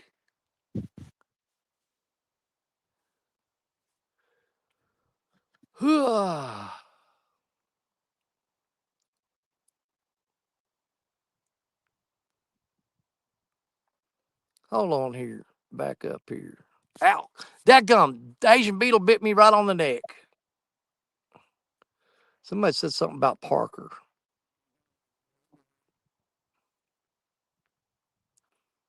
Who was that? Oh, Mike Sampson says Parker Pursuits. That ain't Parker. That's Mad County Fishing. Oh, Rowdy Roll in the house. What's going on?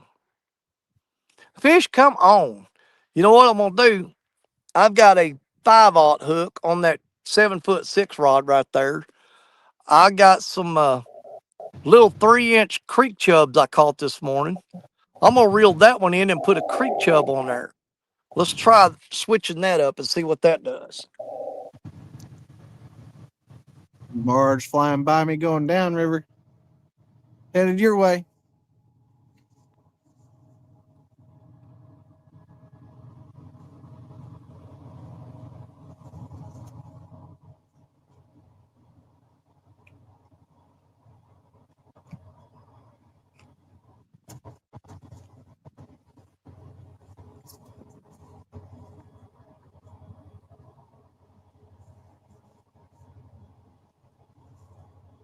Well, that explains a lot.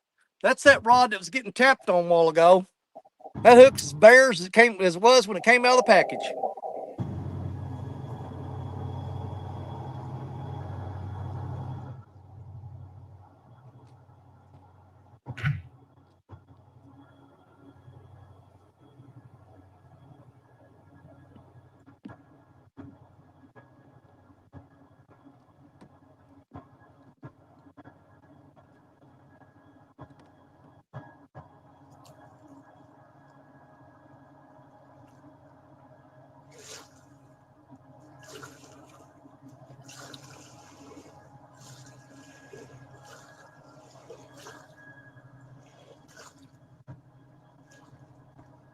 Yeah, that's a 5/0 hook, so we're gonna downsize that bait.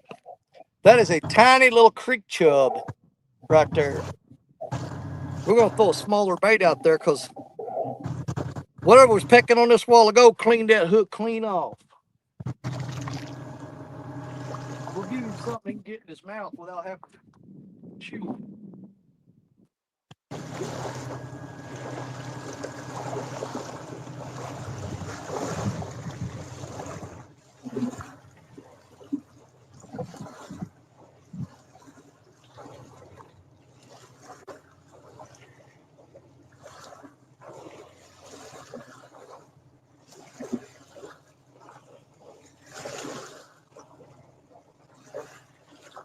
Now let's see if anything will eat that creek chub. Whew. Well, I'll tell you what I've had. Like I said, I've had an exhausting weekend. I shot that cotton picking deer yesterday. It was on the back side of my property, of course. I hunted close to the where you pull in off the road to go to the property I own.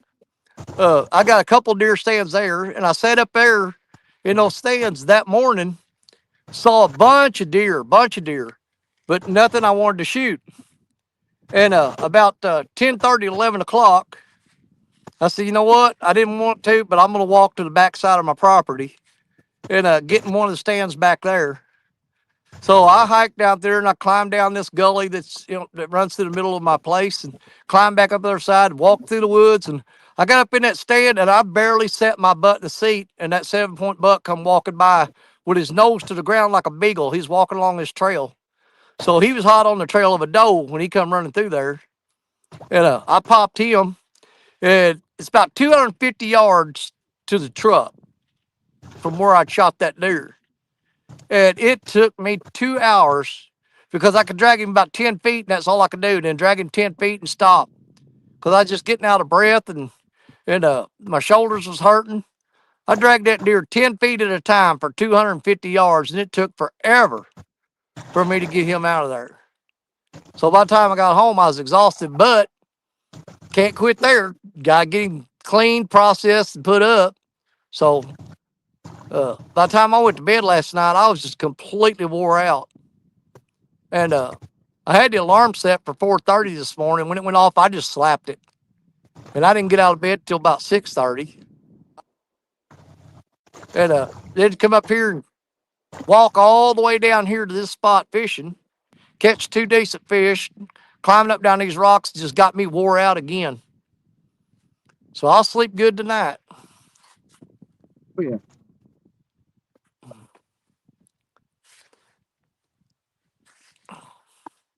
It's gotten to the point though when I wear myself out, get real tired. Oh, that creek chub's getting hit. There he goes. There he goes.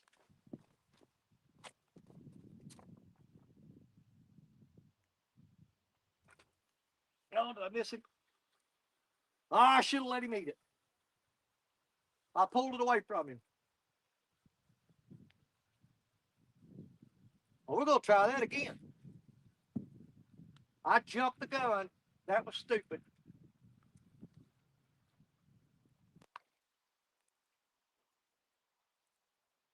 So they want the baby creek chubs. Let's put another one on there. Oh. Hold on. I guess they're gonna come in waves. We got another one hitting that rod there. Hold on. I'm gonna keep that camera on that rod. The one on the far right. I looked up and he had it bent down and popped back up. I'm gonna go ahead and bait this other rod up and get it out. Let's keep an eye on that rod.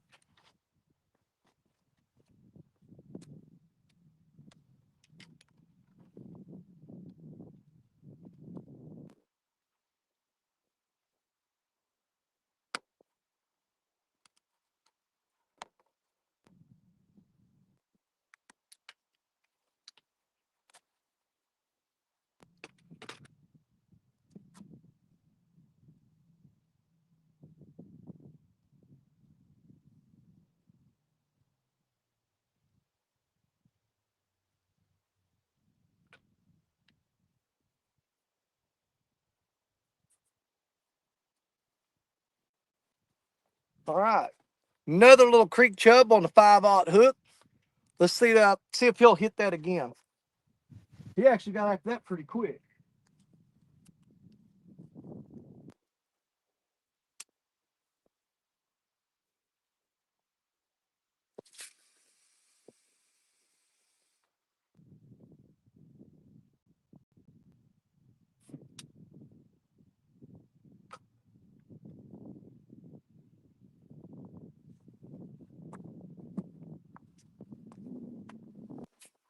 Yeah, because they stole my bait the last time. I got a little overzealous and I grabbed that rod too soon. I should have let him eat that till he bent it down. He was still pecking on it when I grabbed on it and jerked it. And I set the hook, which I shouldn't have done. But we'll throw another creek chub out there. Let's see if he'll eat that.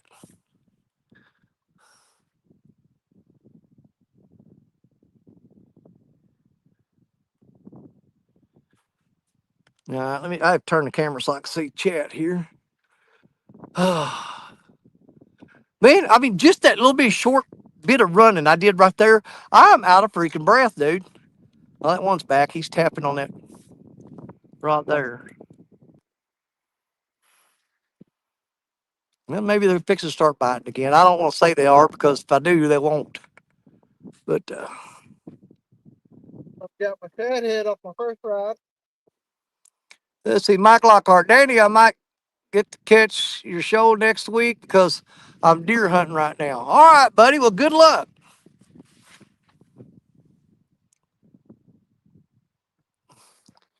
Uncle Jeep, oh man, I guess Daddy didn't eat his Wheaties this morning. I didn't. I had like 4 cups of coffee, which is giving me the jitters, by the way. I'm a little too jumpy right now. You know what I'm saying? But no, I haven't eaten nothing yet. I probably should have ate something before I came out here. But yeah, if I jump out of this chair and just run, and man, that's what is that?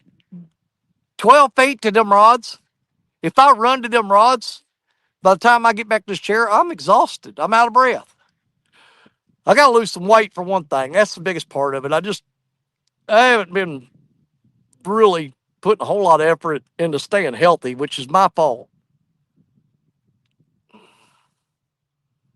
But my doctor's actually putting me on a couple of programs to help me lose weight because I can't do normal exercises because of my back and my shoulders and my neck and all that, all those injuries. But they're gonna have me start doing Tai Chi. Well, that one's tapping on it. He's still tapping. Come on, eat it.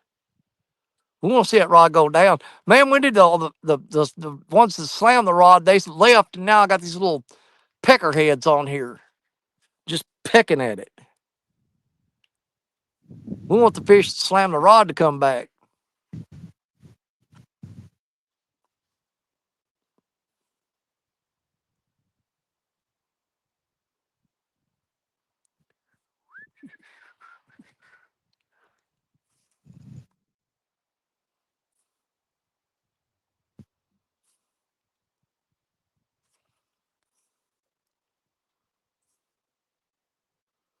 Hey, we're at 22 people. We dropped quite a few.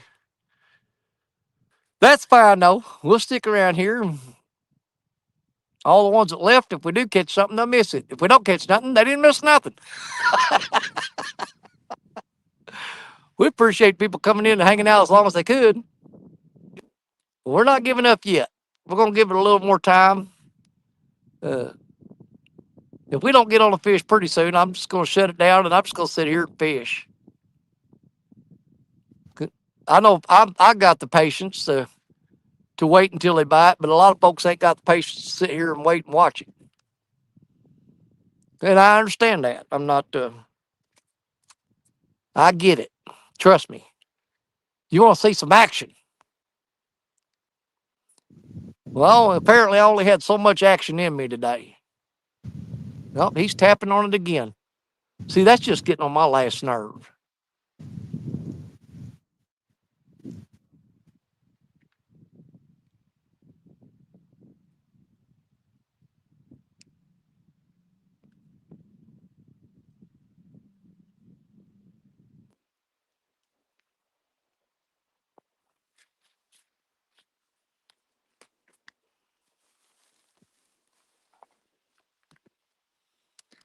I know I got to sit down one day this coming week or one night this coming week. I've got to melt a bunch of lead down and pour some more sinkers. I'm getting low. I've got probably another, let's see, 15 pounds of lead left, but I need to pour some more weights. It's always fun.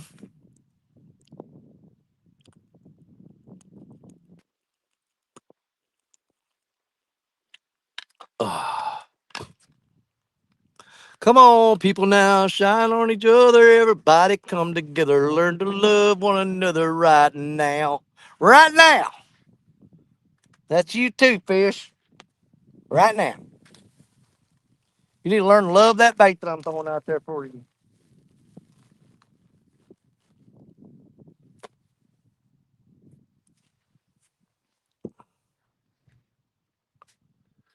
Let's see. The ones you lost are boat anglers. Hold on here. What Rowdy Roll said.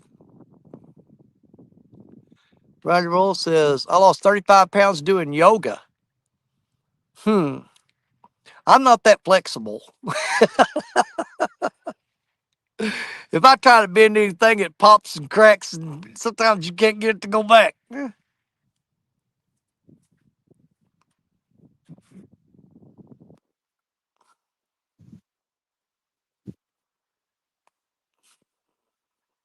All right, little creek chub.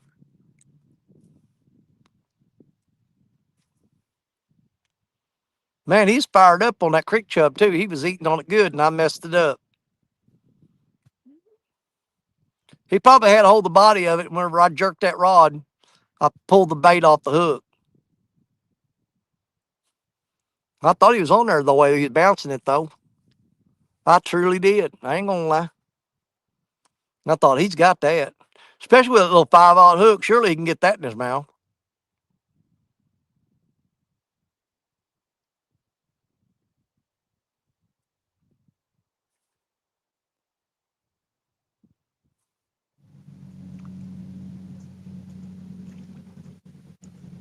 I'm surprised I ain't heard no gunshots behind me today.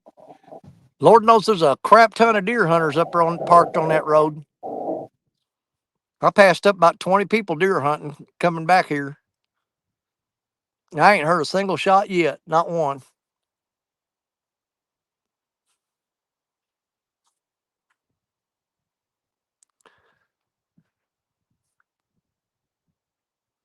The ones you lost are all boat anglers. Yep, I'll go with that.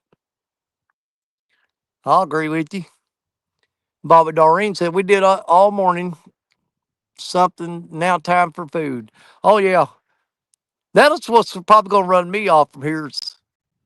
Uh, man, I got a bunch of fresh deer steaks in the refrigerator right now, marinating,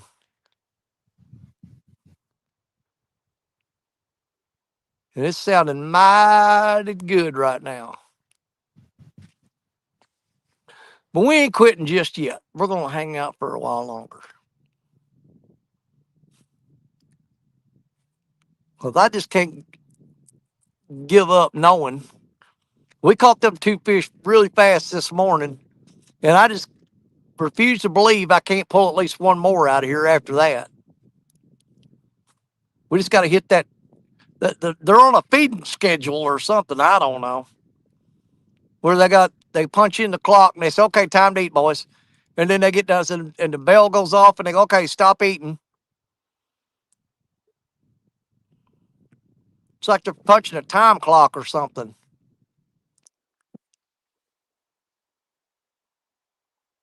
I wish some of them would have put in some overtime. Yeah, stay on the clock, boys. Keep eating.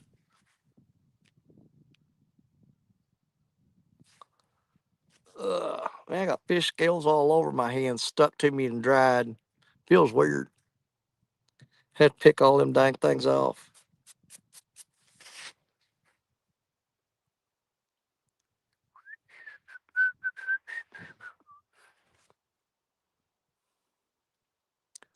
Everybody gonna leave. We're gonna hook a big one. Asian beetle. Man, these freaking bugs are everywhere.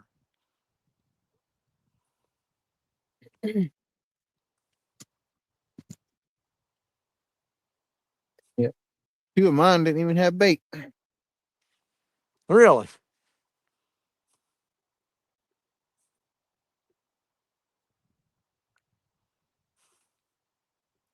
Yeah, I might have to check that second rod from the right. It's been tapped on several times. I may have to freshen that bait up. See what's going on with it.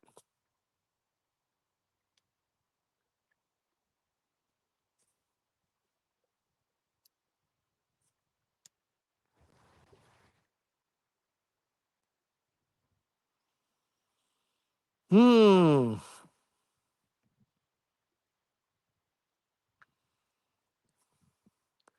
Yeah, I noticed when I come in here to set the live stream up that StreamYard's got a whole new bag of tricks on there.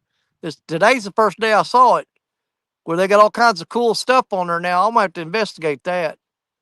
It's actually got it set up to where you can play background music and all kinds of stuff.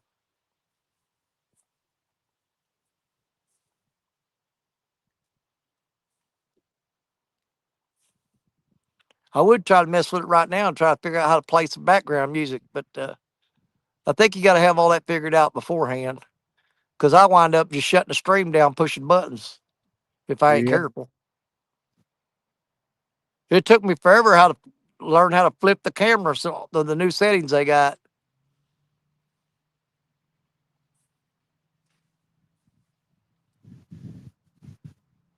Well, I tell you what, I hate leaving my truck parked down the road this time of year because all these deer hunters up here, the majority of them, believe it or not, they're city folk.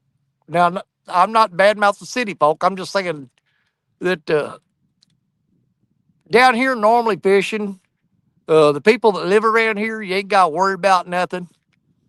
But every time that I park my truck down that logging road and there's a whole bunch of vehicles and campsites and stuff everywhere, uh, I got to worry about people stealing stuff out of the back of the truck because they got me last year and the year before.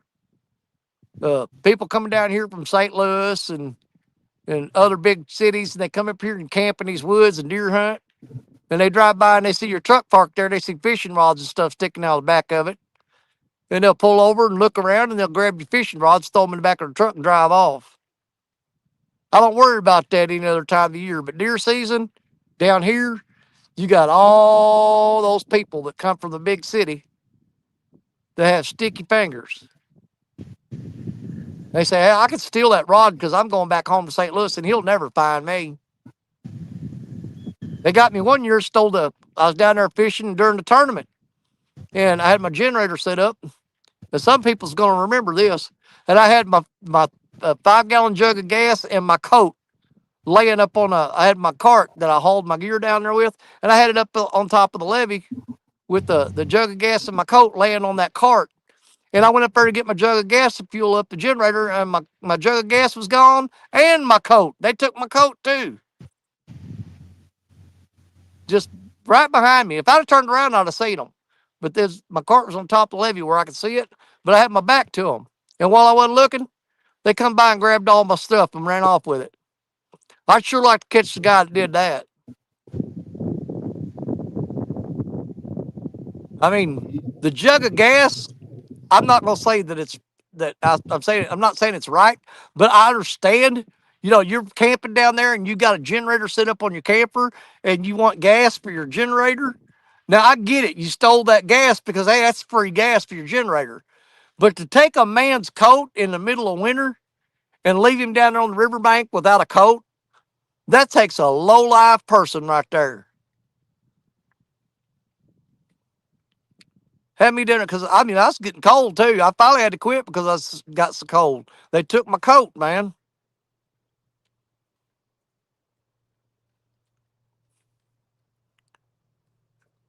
I don't know, to me, that's about one of the worst feelings in the world is people steal stuff from you because you feel like you've been violated, when they just take your stuff. Yeah, people suck. Yeah, it's more than just losing whatever they took. It's the fact that they took it, and you couldn't do nothing about it. Or you wasn't there to do anything about it or whatever. Go on, beetle. I got these beetles crawling all over me, man. And if you put your hand on them, try to smash them, they bite you. So you got to kind of take your finger and flick them off.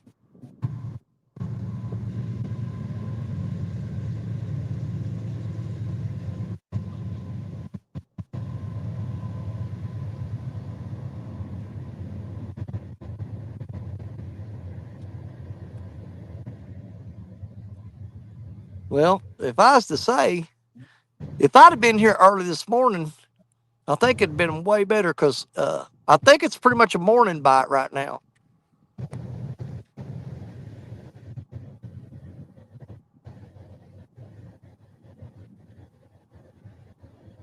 And I would hang around this afternoon and pop up on the Lance McCoo guy's River Cats Tackle Show.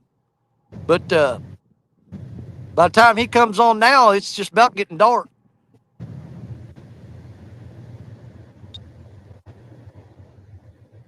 Yeah, I didn't bring my lights with me, so I'm only fishing until about dark. I got lights. I just don't want to carry this stuff up this hill and through them woods at night.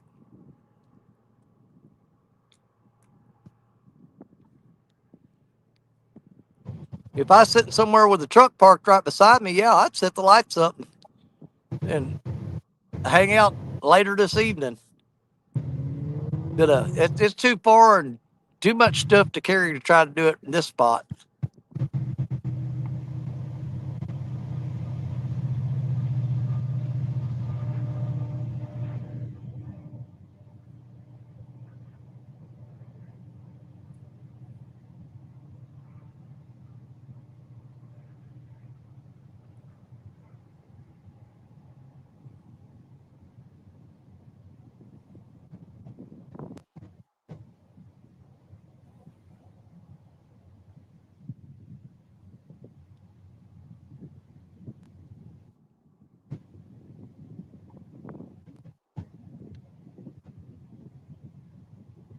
Yeah, Uncle Jeep says, yeah, not worth breaking the ankle and stuff. It is not.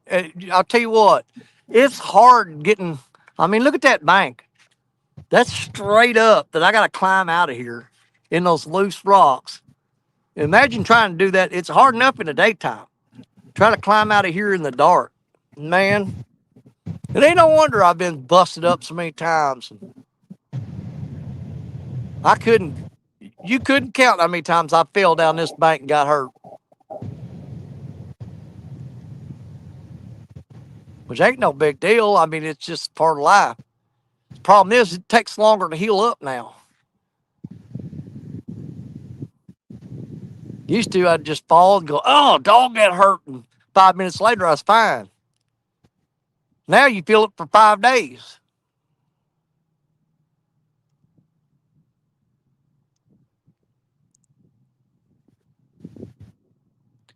Now, are you going to do the New Year's Eve Baldwin Bash this year? It'll fall on a Sunday? I think it's on a Wednesday. Oh, probably not, though. Well, see, now Parker's talking about, which I don't know if I agree with it or not, because we've always done it on New Year's Eve.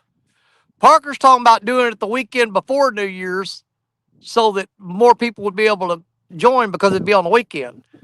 But at the same time, that kind of ruins the title of Jerry Parker's New Year's Eve Baldwin Bash. If you're going to do it like 5 days before, then it's not New Year's Eve. Yeah. Yeah, I think New Year's Eve is on a Wednesday this year, I think. But we're in discussions with it now. Parker's wanting to do it the Saturday before New Year's. And I tell you, Yeah, so well, you I'll need get to make up your mind as quickly as possible and let Bugman know, because Bugman's already planning on coming. And if we're going to change the dates on that, we need to let everybody know as soon as possible.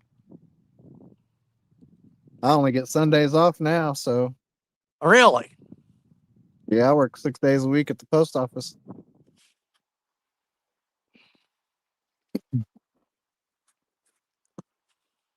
Well, I'll have to get a hold of Parker later tonight, and I'll get him and Josh down and get on the phone, and they'll say, look, we need to figure this out. We need to make a decision. But Yeah. if I can sway him toward it, if he's going to change the date, I'll try to get him to do it on a Sunday. And that way you'll be able to come up there.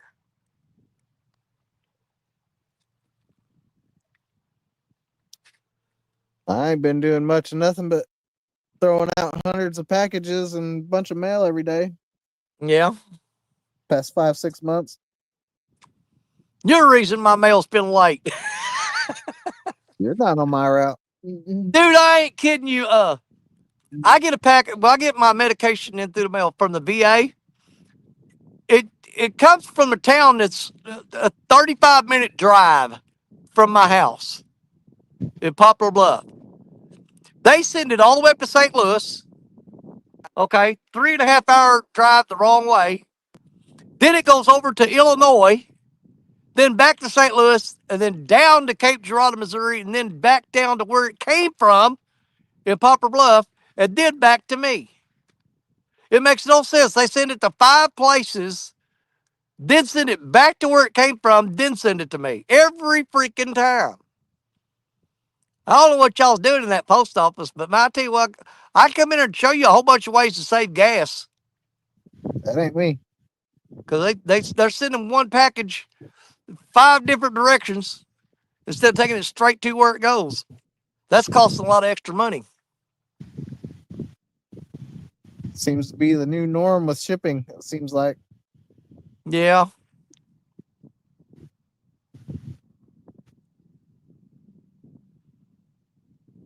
Yeah, it absolutely makes no sense to me at all.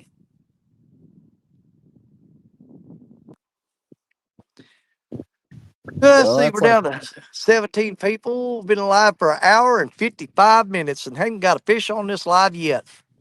Boy, that is just unbelievable. Man, I know I can move to that spot right down there and get on them because that's where they're piled up at. I just didn't feel like walking that far today. That's a long ways down there, especially carrying all this stuff because you got to make 2 trips.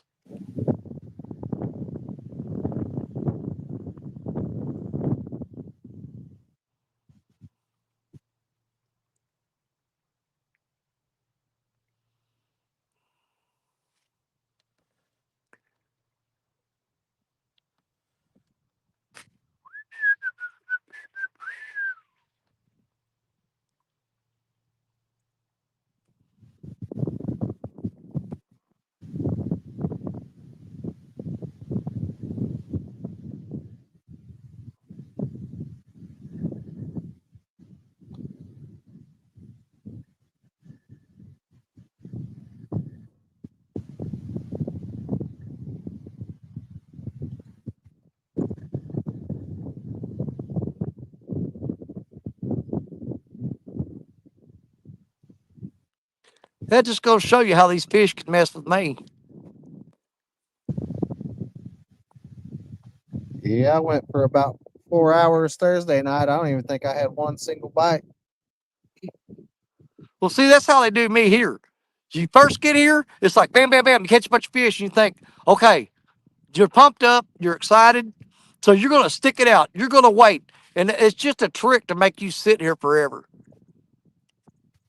They'll sacrifice a couple of guys. Like, okay, guys, go bite those rods, and then after he catches a couple of us, let's not bite anymore, and he'll sit there all day. It'll be funny, and that's what them fish do.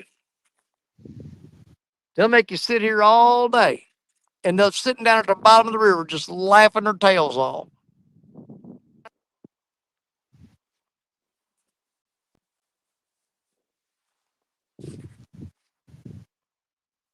Yeah, I'd like to catch one. It's been a hot minute since I seen a catfish. Yeah. I still got the Besides, slime drying on my shirt from the ones this morning. So I don't know if that's worse or not. There, David Ogden. He said, okay, I'm home. Let the fishing begin. Oh, is that what it is? They wasn't biting because David Ogden wasn't here. Well, we caught 2 this morning really quick, but man, I ain't caught another one since. Had a couple little taps. I don't know what's up with them. I had a couple of them pecking. That was it. Well, I tell you, them 2 I got this morning was it 18 or was 16 or 18 pounds, and then a 36 pounder. It was an 18 Dude, and that a didn't take 36. but a couple minutes. I mean, it's like bam, and they were on there. It doubled up. It was Had one 18 fish and in my 36. hand, and the other rod was getting pulled out of the rod holder. And for that to happen like that, and then you turn around and just sit there and stare at rods doing nothing, that's aggravating.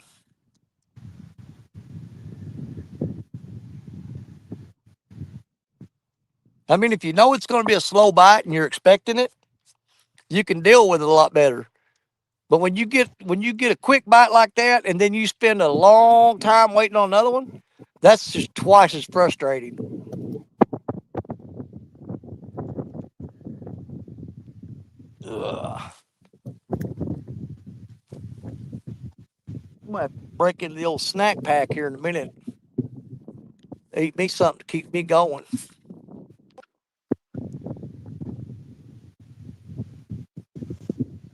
Yeah, I had me a couple beef and cheese sticks.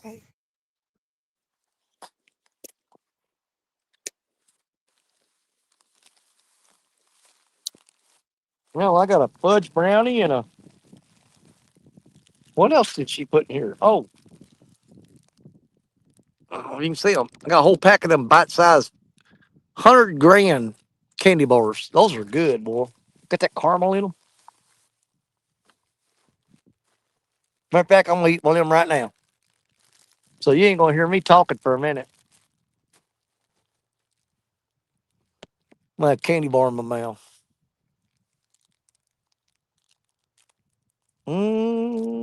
Starting right now.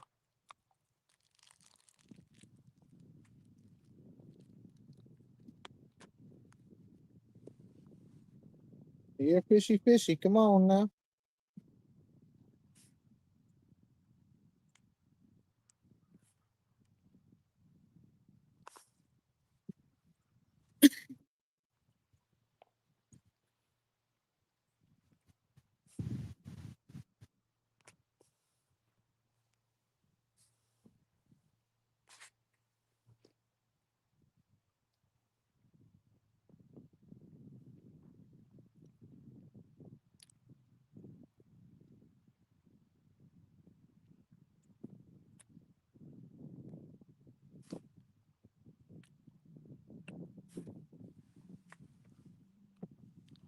I'm gonna reel that one rod up, rebait it, and throw it out there as far as I can throw it. Get it, get it.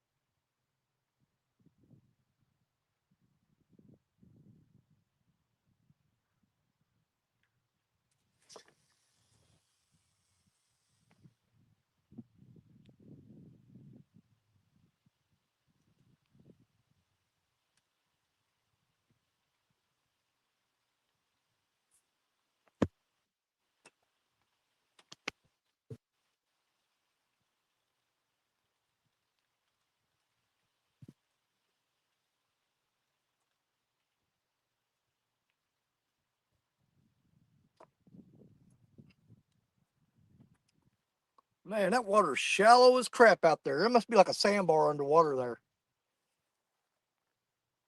I threw out there that that bait hit the bottom in less than half a second. Ugh. All right. That bait that I pulled in, that's that rod that been getting tapped on. You can see where something little has just been nibbling all over that thing.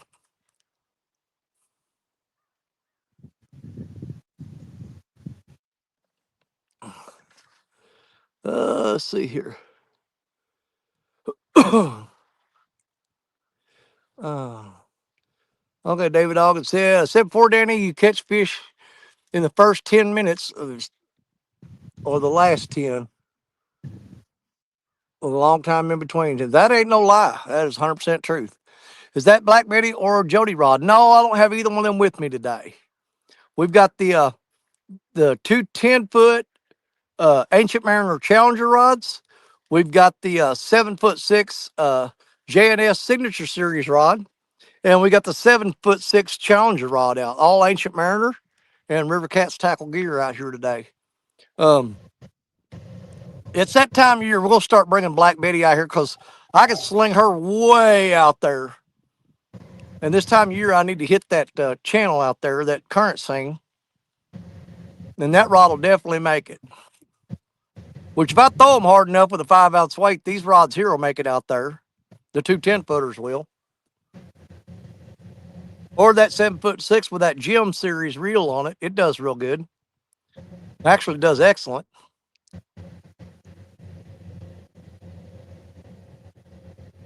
But I'm gonna get back into I'm gonna start bringing the big rods back out, fishing with them a little bit. Of course, I'll have all my Ancient Mariner and RCT stuff with them. You know, I have some of them rods out.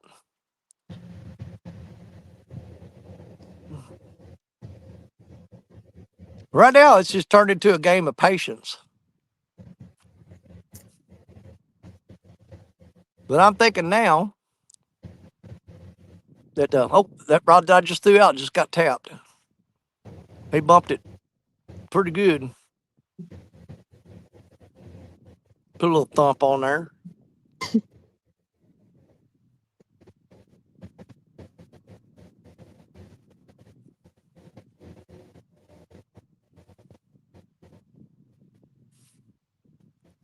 Oh, it's almost like they grab those threadfin shad and squeeze them in their mouth and pop the guts out of them. And after they do that, they're done with them.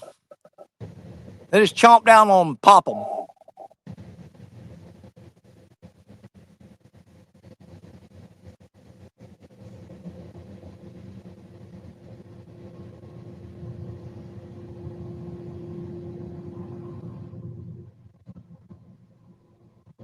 Oh man, there's a spasm in my back right there. That came out of nowhere. Oh yeah. It's the way I'm sitting in this chair. I'm sitting. It's not sitting level on the ground. It's kind of crooked. It's throwing my spine out of whack.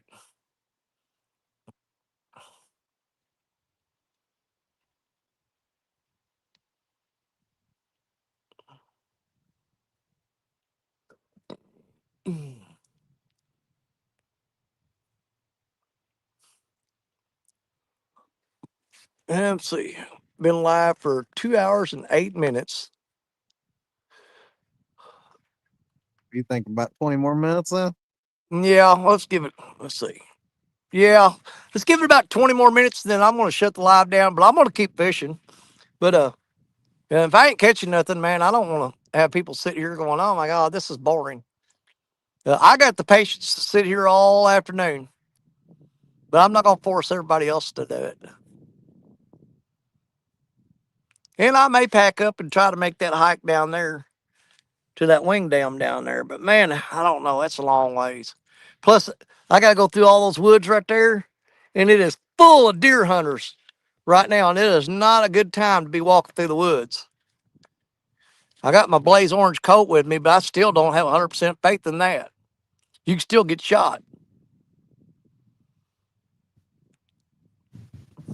David August said, "Oh, I just got my J&S rod Friday going out Tuesday. Just got my J&S rod Friday going out Tuesday. Nice, man. You're going to love that rod. One of them fish I caught on stand day. That was on the J&S Signature Series. Yeah, the first fish I caught, the first one was on the J&S Signature Series rod. I got the Jim's Amethyst reel on there. And then the second fish, the 36-pounder, it came on the Ancient Mariner Challenger rod with the Albatross 6000 reel on it. That's the one that almost got pulled into the river. And of course, both those rods have the River Cat's tackle, crimson red, wide gap, 8/0 hook on there. The only rod that doesn't have the crimson red on it is this rod far to the right, which I just showed you a while ago. It's got a 5/0 hook on it with just a small creek chub. The rest of them are all 8/0 crimson reds. And they worked perfectly on those two fish earlier on stand day. It was hooked below, underneath the tooth pad and punched into it. Those fish were not getting that hook out of their mouth.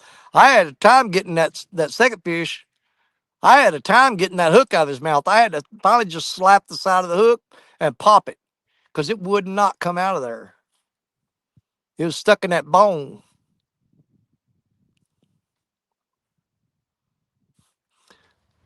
And David August says, I enjoy looking at the river. I do too. I mean, that's why a lot of times, even if I'm not if I'm not live or anything like that, man, I'll just sit out here and throw out one rod and just kick back and won't even pay attention to the rod if it's getting a bite or not. I'll just sit here and chill out, man. That's one thing I love about fishing on this river, and you've heard me say it 1,000 times. You can come out here and just find a peace and a calm that you can't find anywhere else. Because when I'm sitting here, you don't think about work or bills or anything. You just sit here and chill out. You know what I mean? It's good for you. Oh yeah. It's an absolute stress reliever. Now, at the same time, when you turn that camera on, it seems like it just sometimes it adds stress because you want to catch fish for people, you know. And you're sitting there going, "Oh God, why ain't you biting? Oh, come on, come on!" But when I just come out here and no cameras or nothing, I am more relaxed and at peace than I am any other time. There ain't nothing in the world that's gonna get on my nerves.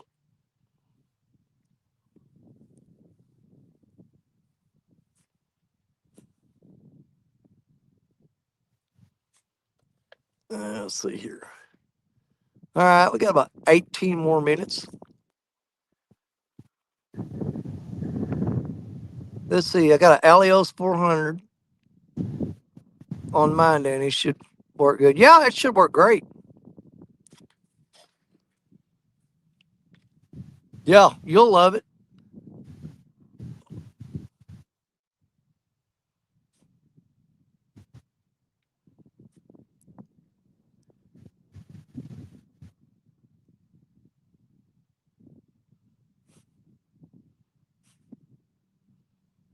You saw all of you saw it this morning or not? But man, the bend that one fish put on that 10-foot Challenger. See, that's what I like. That fish was pulling hard enough because he was in the main current. So I was fighting the fish and the current. And man, he had it bent down till it hit that main backbone, and that's where I put the pressure on him right there. Pull that fish up, no problem.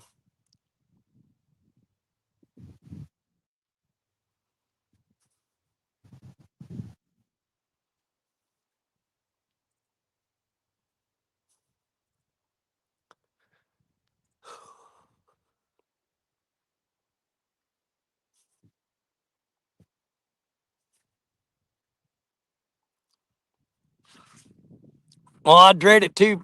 Another reason I need to be home this afternoon. I've got a deer skull I've got to clean up and get it. I'm gonna do a European mount on it, but I gotta skin that skull out, cut all the meat and stuff off of it. That's gonna be about 2 days worth of work right there.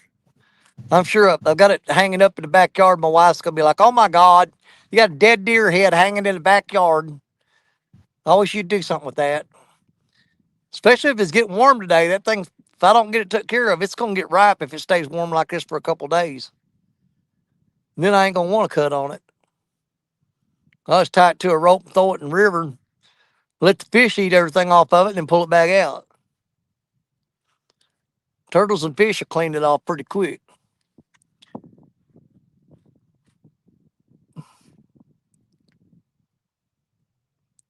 Let's see, yes. Let's see, what did he say?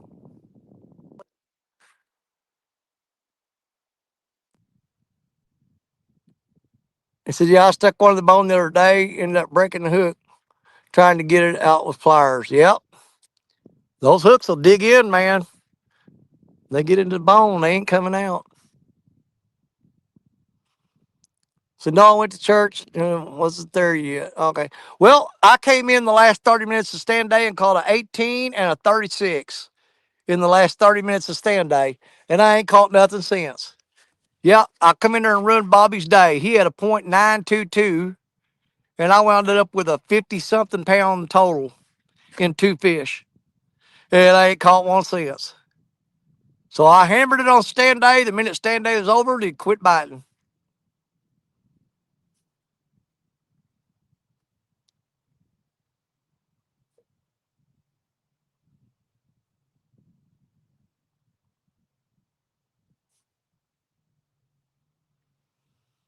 They ain't even nibbling now. At least I was getting some taps a while ago. Yeah, David, go back and watch the last 30 minutes of stand day. I think you'll like it.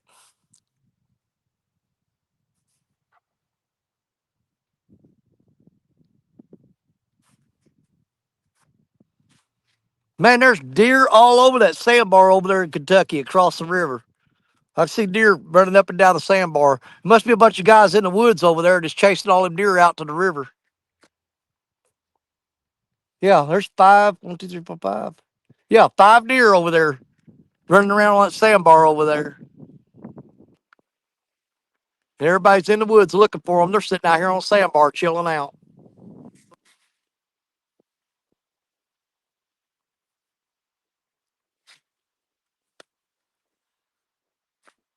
Yeah,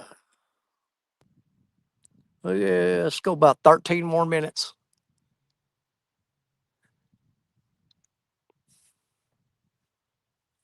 I'm just sitting here debating if I want to make that long walk through them woods down to that wing dam. I just don't know. Like I said, it's not just about having to walk that far and carry all this stuff 2 times, 2 trips down there. Man, there's just so many freaking hunters in the woods right now. I don't want to get shot.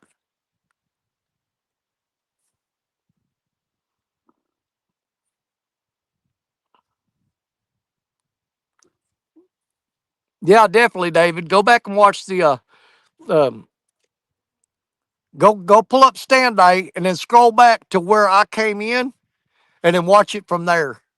Because it didn't take long for me to have 2 fish on the bank. It was definitely a lucky, lucky moment.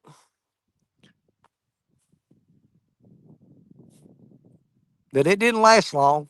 2 fish and it was done.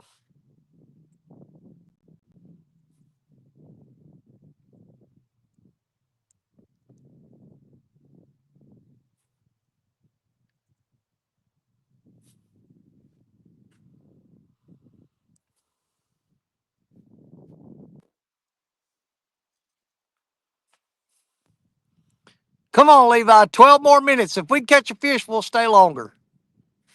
If we ain't got one in 12 minutes, we're out of here. Don't hold your breath. Well, I can't hold my breath for 12 minutes. I can barely hold my breath for 12 seconds. But that's the rules. That's the stipulation. We'll stay longer if we hook one in 12 minutes. If we don't, we're going to pack it up.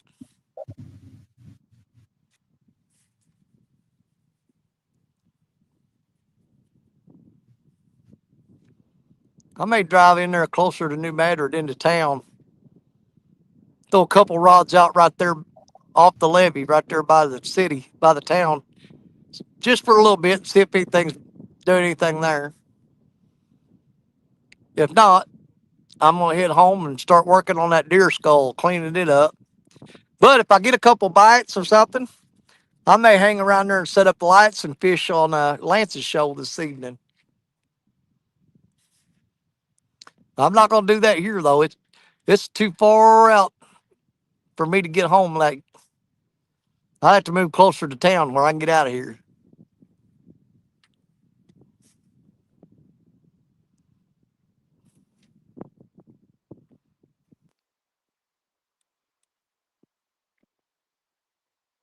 Don't carry your rod sticking up over your head. Yeah, they'll think it's antlers and shoot me.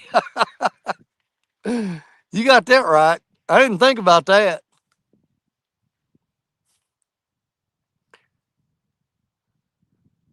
I know I got to check this shoreline before I leave. I lost a bunch of rigs down here over the last 2 weeks, and this water's dropped. I may be able to get some of them back.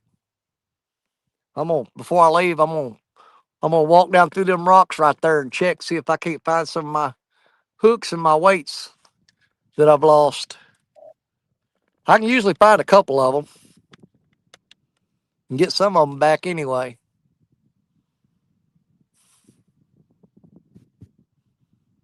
9 times out of 10, I wind up crawling on them rocks on my hands and knees so I don't fall down.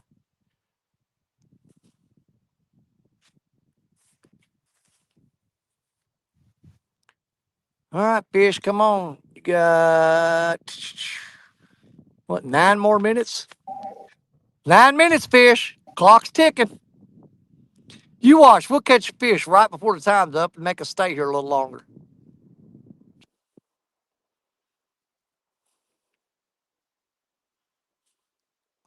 I'm good either Yeah. way. If we catch one, we can stay longer. If I don't, I've got some things to do I need to go get done too.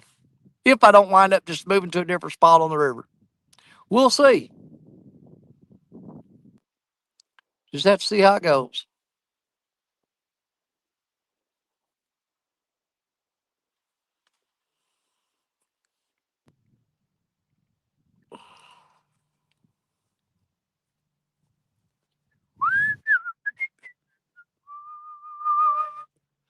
Come on, fish.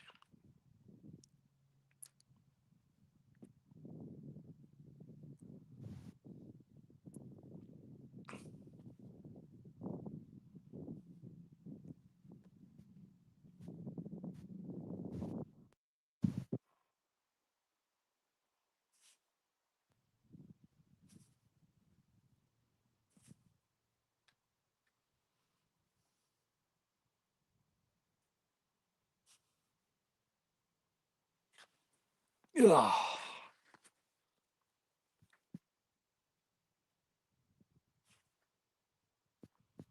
I need to go up and check on the truck too, make sure ain't nobody took nothing out of it.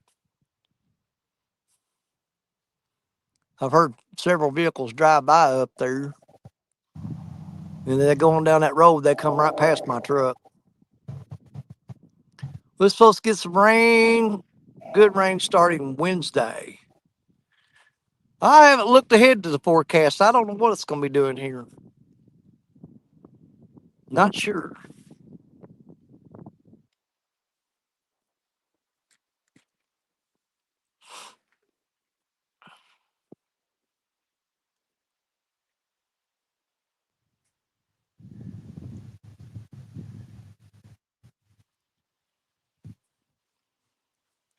Oh, oh, there's a little tap on that far left rod. A little bumpity bump.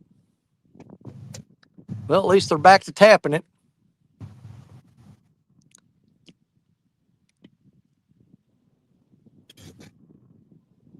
He dropped slack.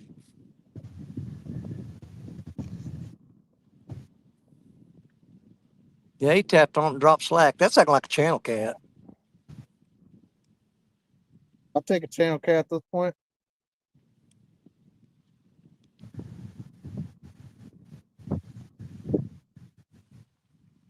No, I just heard a car door slam down the road by my truck.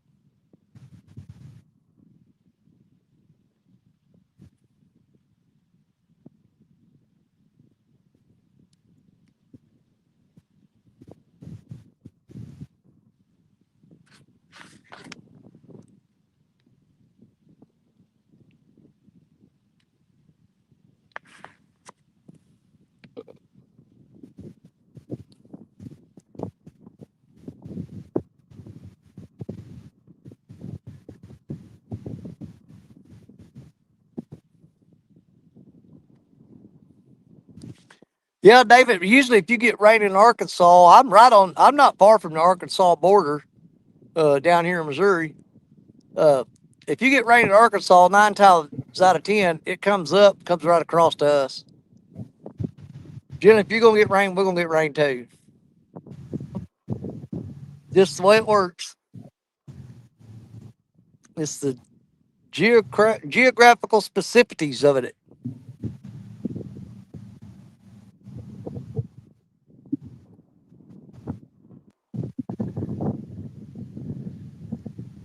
All right, 5 more minutes. I don't think that fish gonna do it. 5 minute warning. Yeah, he pecked on it. He better not take that down 30 seconds to go and make me stay here longer. That's all I got to say about that. If he does, though, I'll stay longer. But if it is, it's just a trick. They're just tricking you into hanging around. Then they don't bite after that. Dirty cotton pickers.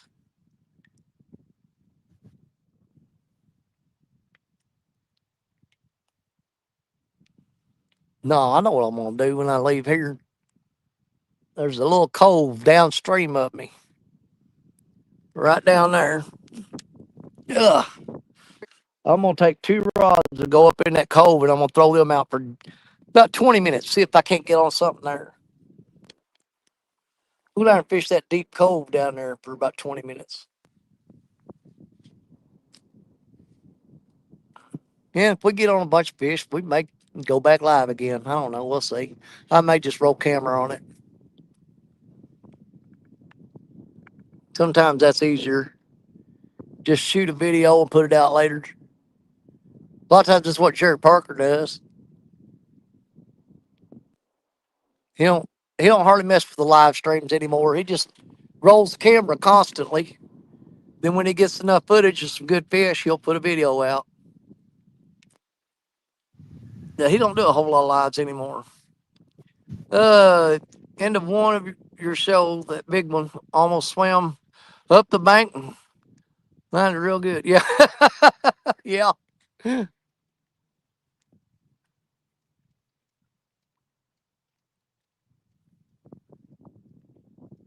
right, about 2.5 minutes to go.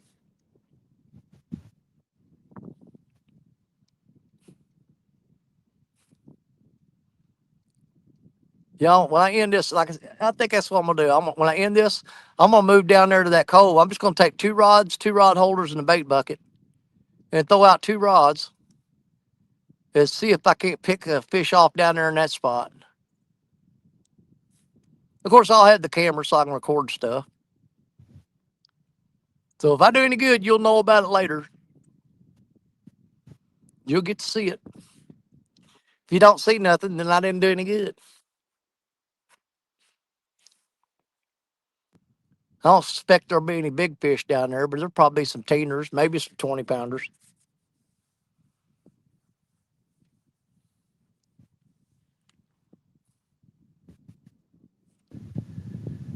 Well, that don't mean nothing though, because that where I caught that 36 this morning, that water's probably only about 3.5 foot deep.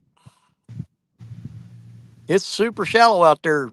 You got a deep hole right here where this eddy is, and then it's got a big flat going across there, and then it drops off into the main channel. But there's like a big flat in between this deep hole and the main channel. And where I caught that bigger fish is out there on that flat.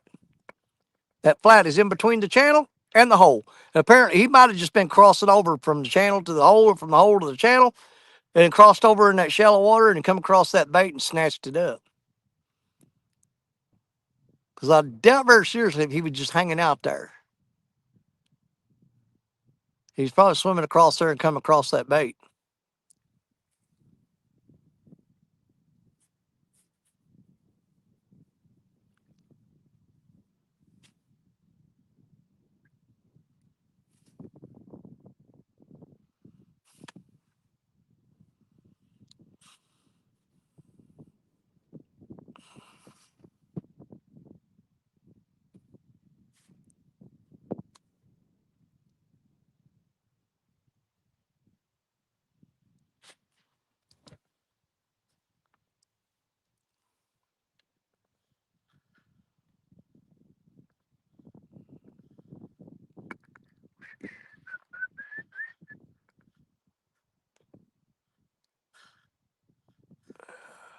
Right there we go. Oh, boy, that's awful close. I'm right up on that camera.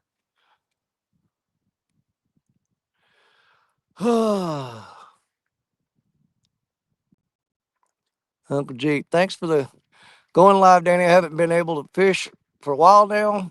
Live fishing really helps out with the withdrawals. I understand. Yeah, I just wish I could do a little better for you. Man, I started out great this morning, but just didn't have no stamina. He quick out the gate, but he don't last long. You know what I'm saying? Come in here like gangbusters and then just go. That's all I got, man. I do the best I can, though. Yeah, I appreciate you guys watching. All right, Ethan, that's it. You got anything you want to say? Oh, we gave it a shot like we always do. Well, I ain't. I'm shutting live down, but I ain't quitting. I got a plan. I'm gonna scoot downstream here and try that little cut up. See if I can't pull a couple out of there. But if I do, like I said, I'll shoot footage of it. But man, brother, appreciate you coming up and hanging out with us a little bit. I think What's up, dog? I just caught them two big ones this morning, got everybody all pumped up for nothing. You know what I'm saying? Yeah, I thought about walking about 80 yards over to this point and throwing one off in the current seam and see what happens. That sounds like a great idea. I think they're like hovering right off the current seams today. That if you can find a shallow flat next to a sharp curved seam, that's where I got that one this morning. So there may be something to that. I don't know. You just have to check it out and see what you come up with. Yep. But yeah, I'm gonna shut it down. I'm gonna go down here, try to catch a couple more, see what it's doing down there. If I don't have any luck, I'm gonna head home and start working on that deer skull. I gotta do a bunch of taxidermy stuff to it. I guess that's what you'd call it when you just. I'm doing a European mount, but I got a lot of work to do on that deer head to get it right before it starts stinking. It's warm enough today. That thing's probably starting to get ripe, and it makes it harder to clean when they smell like that. But that'd be all right. I hear you. I can't wait for. I'm gonna get back out with a bow, man, because I got a big giant buck up there that I want to. I didn't want to shoot him with a gun. I want to get that one with the bow. So that's my priority now. Is get back up there. I'm gonna take Richard Cluck up there with me with his bow, and we're gonna spread out and each side of my property. And first one to get a shot at that big buck takes it. I told him, I said, don't hold back. If you see him, smoke him. So we're gonna try to get him within the next couple weeks, and y'all get to see that if we do.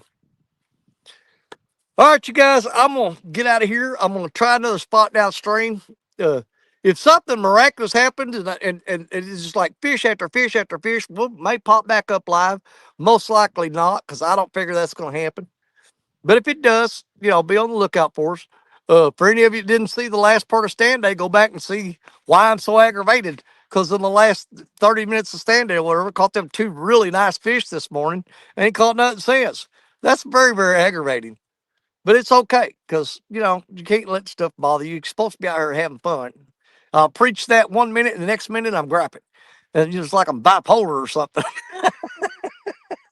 It's like, oh, I'm having time of my life. Man, this sucks. Man, but I'm having a good time. But it really sucks. Make up your mind, Danny. It can't be both ways. Or can it? You never know. It could be whatever you want it to be. Hey, it's our world. We're living in it. We're going to make it the way we want it to be. Do whatever you want, whenever you want to, as long as it don't hurt nobody else. You know what I'm saying? All right. You're my brothers, you're my sisters, you're my catfish family. God bless each and every one of you, because hey, you know that Danny Stone loves you. And we'll see y'all again real soon. Bye, everybody. Thanks for watching. Love y'all.